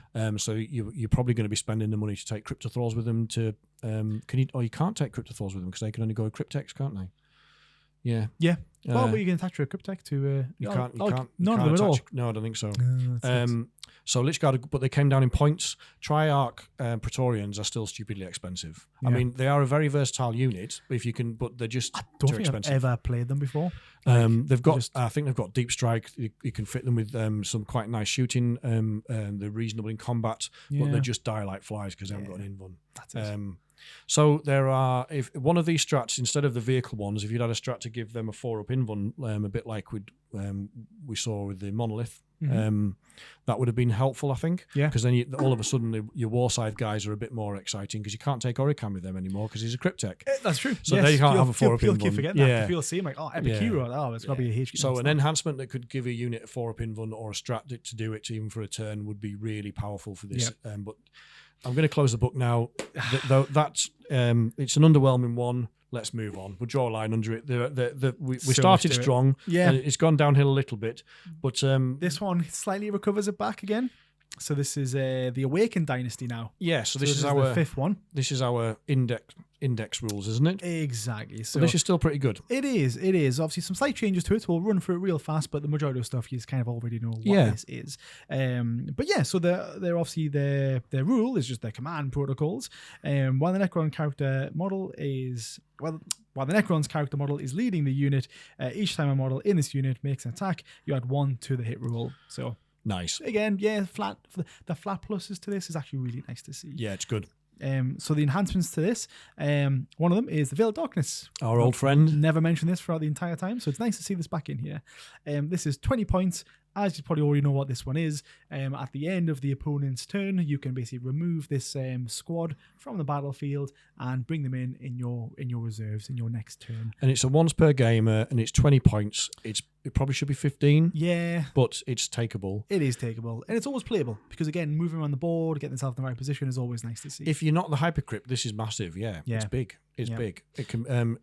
The interesting thing for me as a Necron player is going to be not being able to take this because in 9th edition, I was so used to it was an auto. It was just on every over. And you could take it. It was one that you could take in any of the dynasties or detachments. Yep. Whereas now you were restricted to this one. You are. I mean, obviously the Hypercrypt Legion you can do it anyway. Sure. But if you're playing Annihilation Legion, I used to you'd whack Veil of Darkness on a bunch of Scorpex something, try and get a 9-inch charge off or an 8-inch charge off, and then always fail it.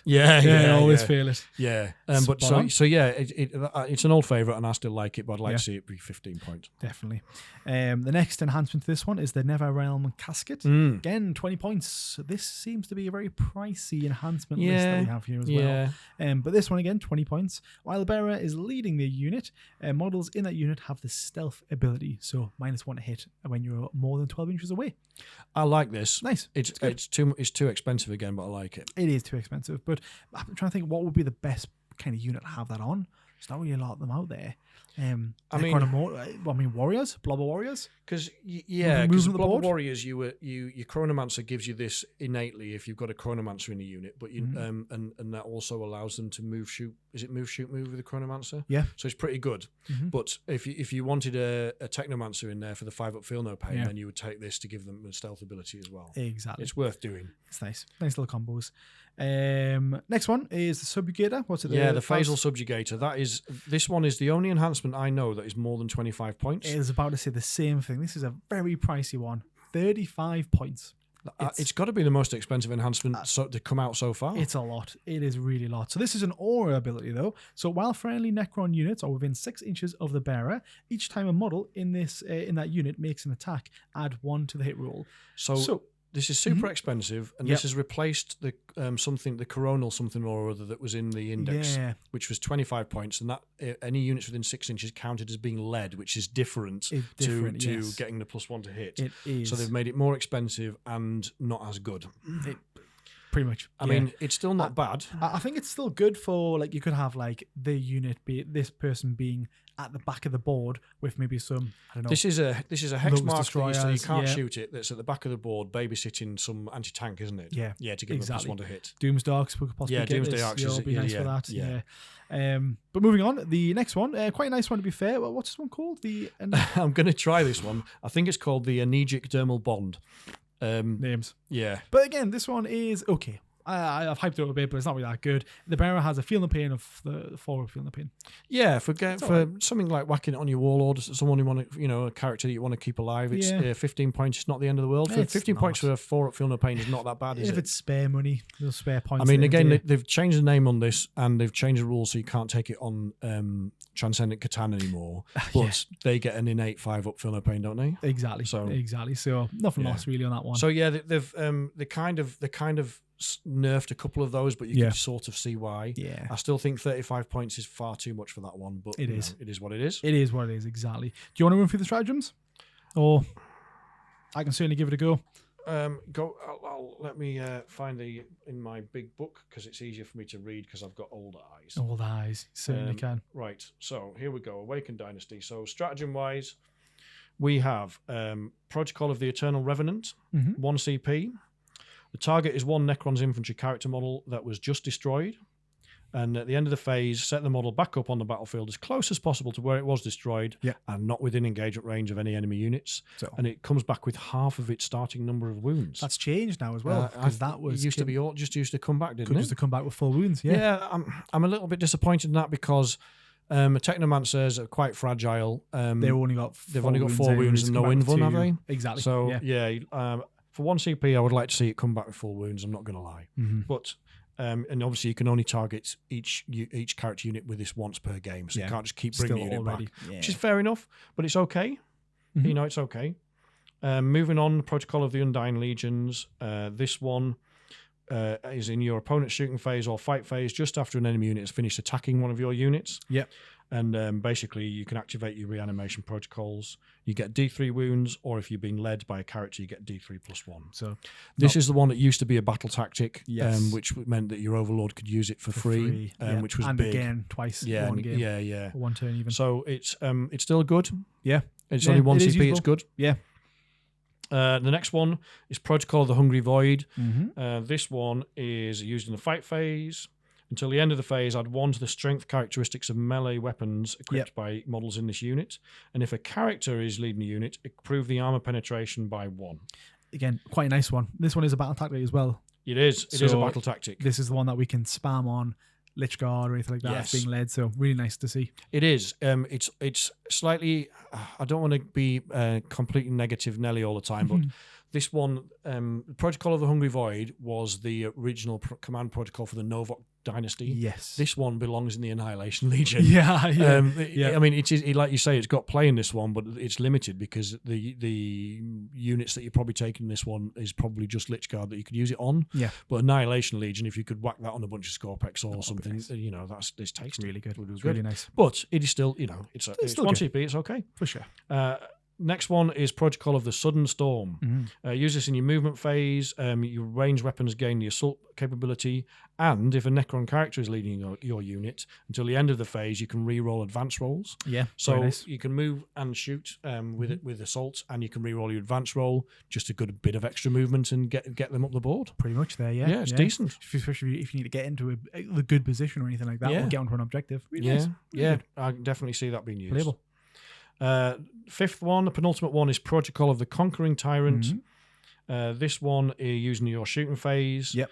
Until the end of the phase, a model in your unit that makes an attack that targets a unit within half range can re-roll hit rolls of 1, or if a character is leading that unit, you can re-roll all hit rolls. So the re-rolls are always nice to see, especially for 1 CP. Really nice. This one, I'm thinking about your Locust Destroyers with a Destroyer Lord. Yep. Re-rolling hit rolls for them would be quite good. True.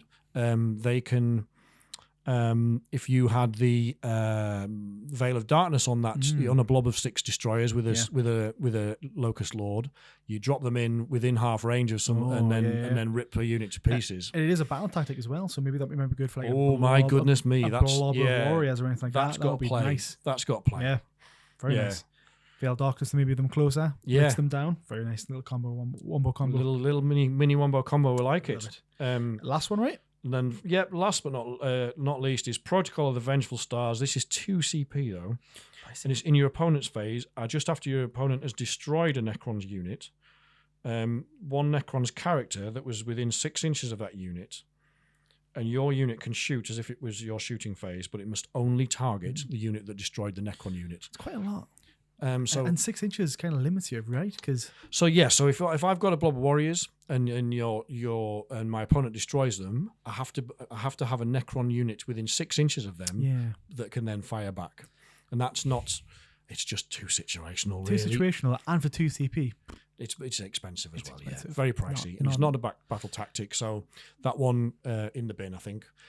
But generally speaking, if we're going to tier them, I'm guessing we probably agree on this, but right at the very top of the tier is probably going to be the Canoptek Court. Gotta be, right, yeah. Just the rules across the board. It's very nice, the wound rules. All the strats and all of the enhancements are well priced and usable. Every single one of them, well priced.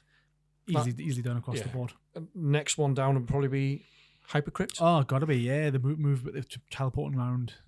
Completing the secondary objectives. Oh, amazing. So nice there's a load of play in that, and I can't wait to give it a try. That one. Me too.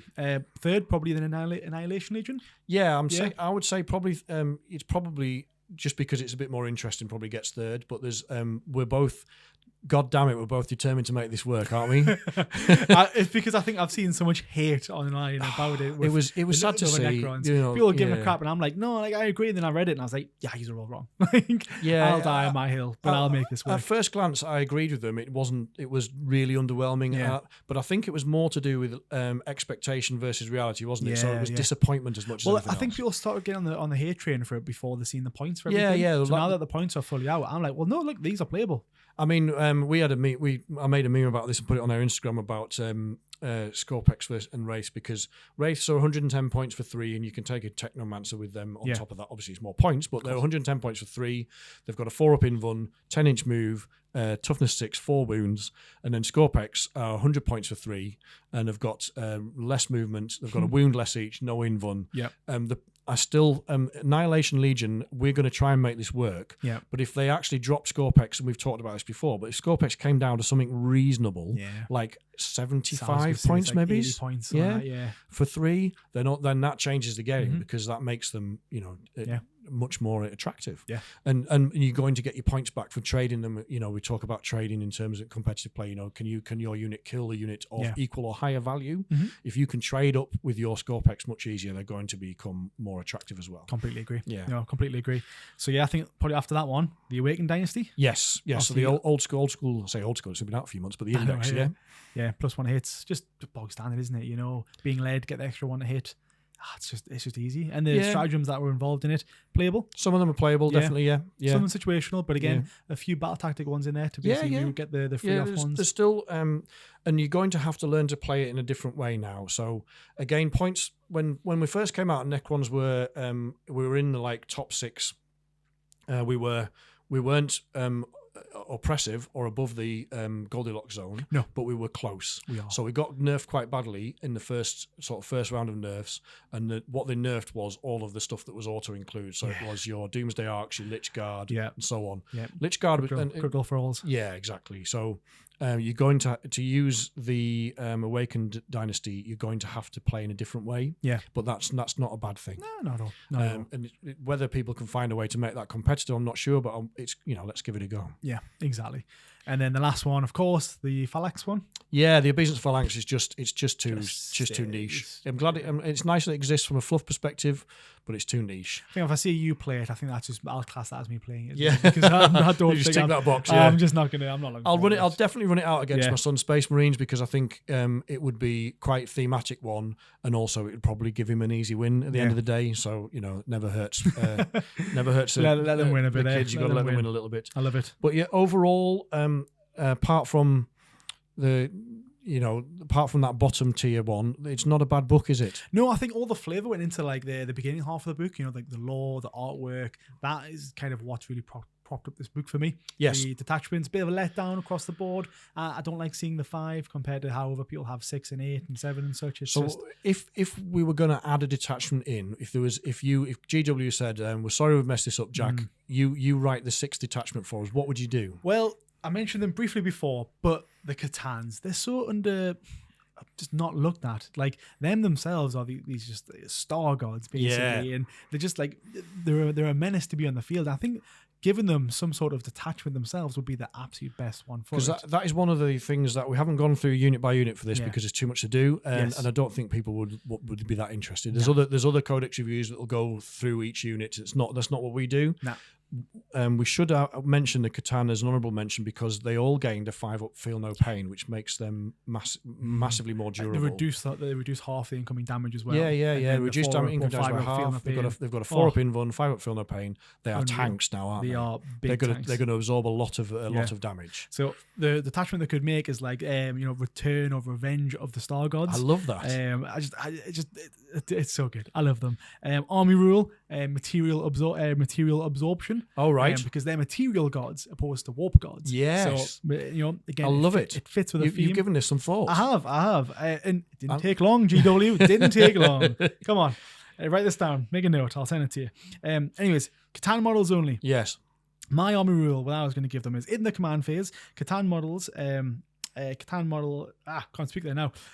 models can absorb Necron models. So select one Necron unit within 6 inches and roll a d3. Whatever the result is, the Catan heals that many wounds, but that also removes that many from that. So if it was a warrior, and we should probably say this would have to be friendly models, otherwise this would be also exactly. But yeah, so if your Catan's like next to a Necron warrior unit, you roll a d3. If you roll a 3 on that d3, you absorb 3 warriors, but you get 3 wounds back. Exactly. That's all. I love that. Just something different. Yeah. Something different, because again, that doesn't make them. You overpowered. could kind of see it happening, like this sort of dematerialization of these Necron warriors and then being absorbed by the Catan. That's so cool. Exactly. So like I guess that kind of wombo combos alongside their normal like save that they would normally get, or their army rule that they would normally get. Yes. Obviously it's like D3, but they're also getting an additional D3. Yeah. It might sound that it's overpowered, but if this is all focused around like a limitation or restriction could be, you can only bring like Catan models to the game, and then that would change, or Catan models and infantry models. Yeah. Or something along those lines. I don't think it would be too overpowered because it's just so focused on, it would Catans. make Yeah. If you think of it like the Necrons have lost, I'm like, right, we're just going to release all the Catans we've got back into the warp, or back into reality, basically. And then I just made one quick stratagem, which I called the Bio Beam. Nice. Which, again, biotransference, something a little bit different. Again, not hard GW to make up little words. But yes, this one, Catan models only. Select one enemy unit within 18 inches, roll d6. On a 1 to 5, they do 6 damage. On a roll of a 6, they do d3 plus 3, and also heal wounds back. Because again, it's all about that, like, you don't have very many models. You're a unique, you're an elite kind of army that you've built with the Catans. Yeah. So you're kind of getting those wounds back to sustain and kind of be that menace that you walk up the board. Yeah, I love it. I just don't see, it's like, I think they've got plenty of opportunity to create these additional ones. I'm just surprised that they haven't. So I would have liked to have seen the one that's not represented in the detachments is definitely the Mefrit dynasty from 9th, which was the Shooty dynasty. That's true. Yeah. So I would have liked to have seen a detachment that was more. There's a couple of stratagems within the book that give you some of those things, but they should have done it all under a Shooty dynasty. So things that can give you weapons will give you weapons assault for a phase or heavy for a phase. Yes. Looking at things like giving weapons devastating wounds or ignore cover or criticals on a 5, etc. It would have been. It can write itself. It's not. This is very. GW could have cobbled something like that together in a short space of time. I'm just surprised that they haven't went down this kind of route. Well, Necrons in 9th, for a lot of 9th, Shooty Necrons was one of the key ways to play them. It was one of the Mefrit was one of the most popular dynasties for casual and competitive players because it worked really well. It synergizes well with what Necrons do. Yeah, so the two main avenues you were going to go down was Shooty or Choppy, wasn't it? You took your Novok for your Choppy, and your Mefrit for your Shooty. Yeah. So why is there not a Shooty one in this book? Strange how they've lost it's easy to do, and when we've only got 5, it just makes sense. Yeah. So it's not hard. No, not hard at all. But yeah, overall, I'm happy with the book. Artwork looks fantastic. It's something new for 10th edition. I'm looking forward to play. Looking at all the ones that are there, I don't think we're overpowered. I don't think we're going to be the new meta that will come in and just smash the table. I think we're going to. Again, we mentioned before. I think we're going to sit quite nicely, maybe the low 50s. I think. Yeah, I think initially, if GW don't get to grips with the mortal wound bomb that, or the devastating wounds bomb that Immortals can chuck out in the Canoptek Court, then we might end up being top 2 or 3. But as soon as that gets nerfed, I think we'll go down a little bit. But this is. Out of all the codexes we've only reviewed 3. This is the 3rd one. We haven't done the AdMech yet, but out of the 3, this is the first one I think where I've gone, oh, this will push them up the meta quite significantly. Nice. But we were Necron players, so we deserve. Of course, we want to be up there. Yeah, we deserve it. But yeah, it's. I think we've done our job, which on this podcast is, we'll praise DW when it deserves it, and when there's elements that they get wrong, we'll criticise them. I'll call them out for sure. But overall, I'm in love with this book. I'm a massive fan of it. Yep. We talked about artwork and lore. In terms of the army rules, they've not done a bad job. No. And the points are looking pretty good at the moment. Yeah, I think they look pretty balanced across the board. Yeah, nothing that's outstanding. Got the ones where I think they could be reined in a bit, but it'll be all right. So hopefully if you're a Necron player, that gives you a good overview. If you're thinking about getting into Necrons, do it now. It's a great time to get into Necrons. This is a brilliant book to help you with that. But also, I hope this review has been useful to any of you who are playing against Necrons. Definitely. Obviously, don't pay too much close attention because we want to be able to surprise you with some. Definitely. But generally speaking, that's been my favourite review so far. I've enjoyed that one. Yeah, it's been really good. Really good. I mean, favoritism, isn't it, though? We're Necron players, so of course we're going to be happy. Yes. But perfect. Good. Well, thank you very much for joining us. And let us know what you think in the comments. Let us know what you're going to be playing first as well. Yeah, definitely. And also, feedback when you've tried some of these detachments out, let us know.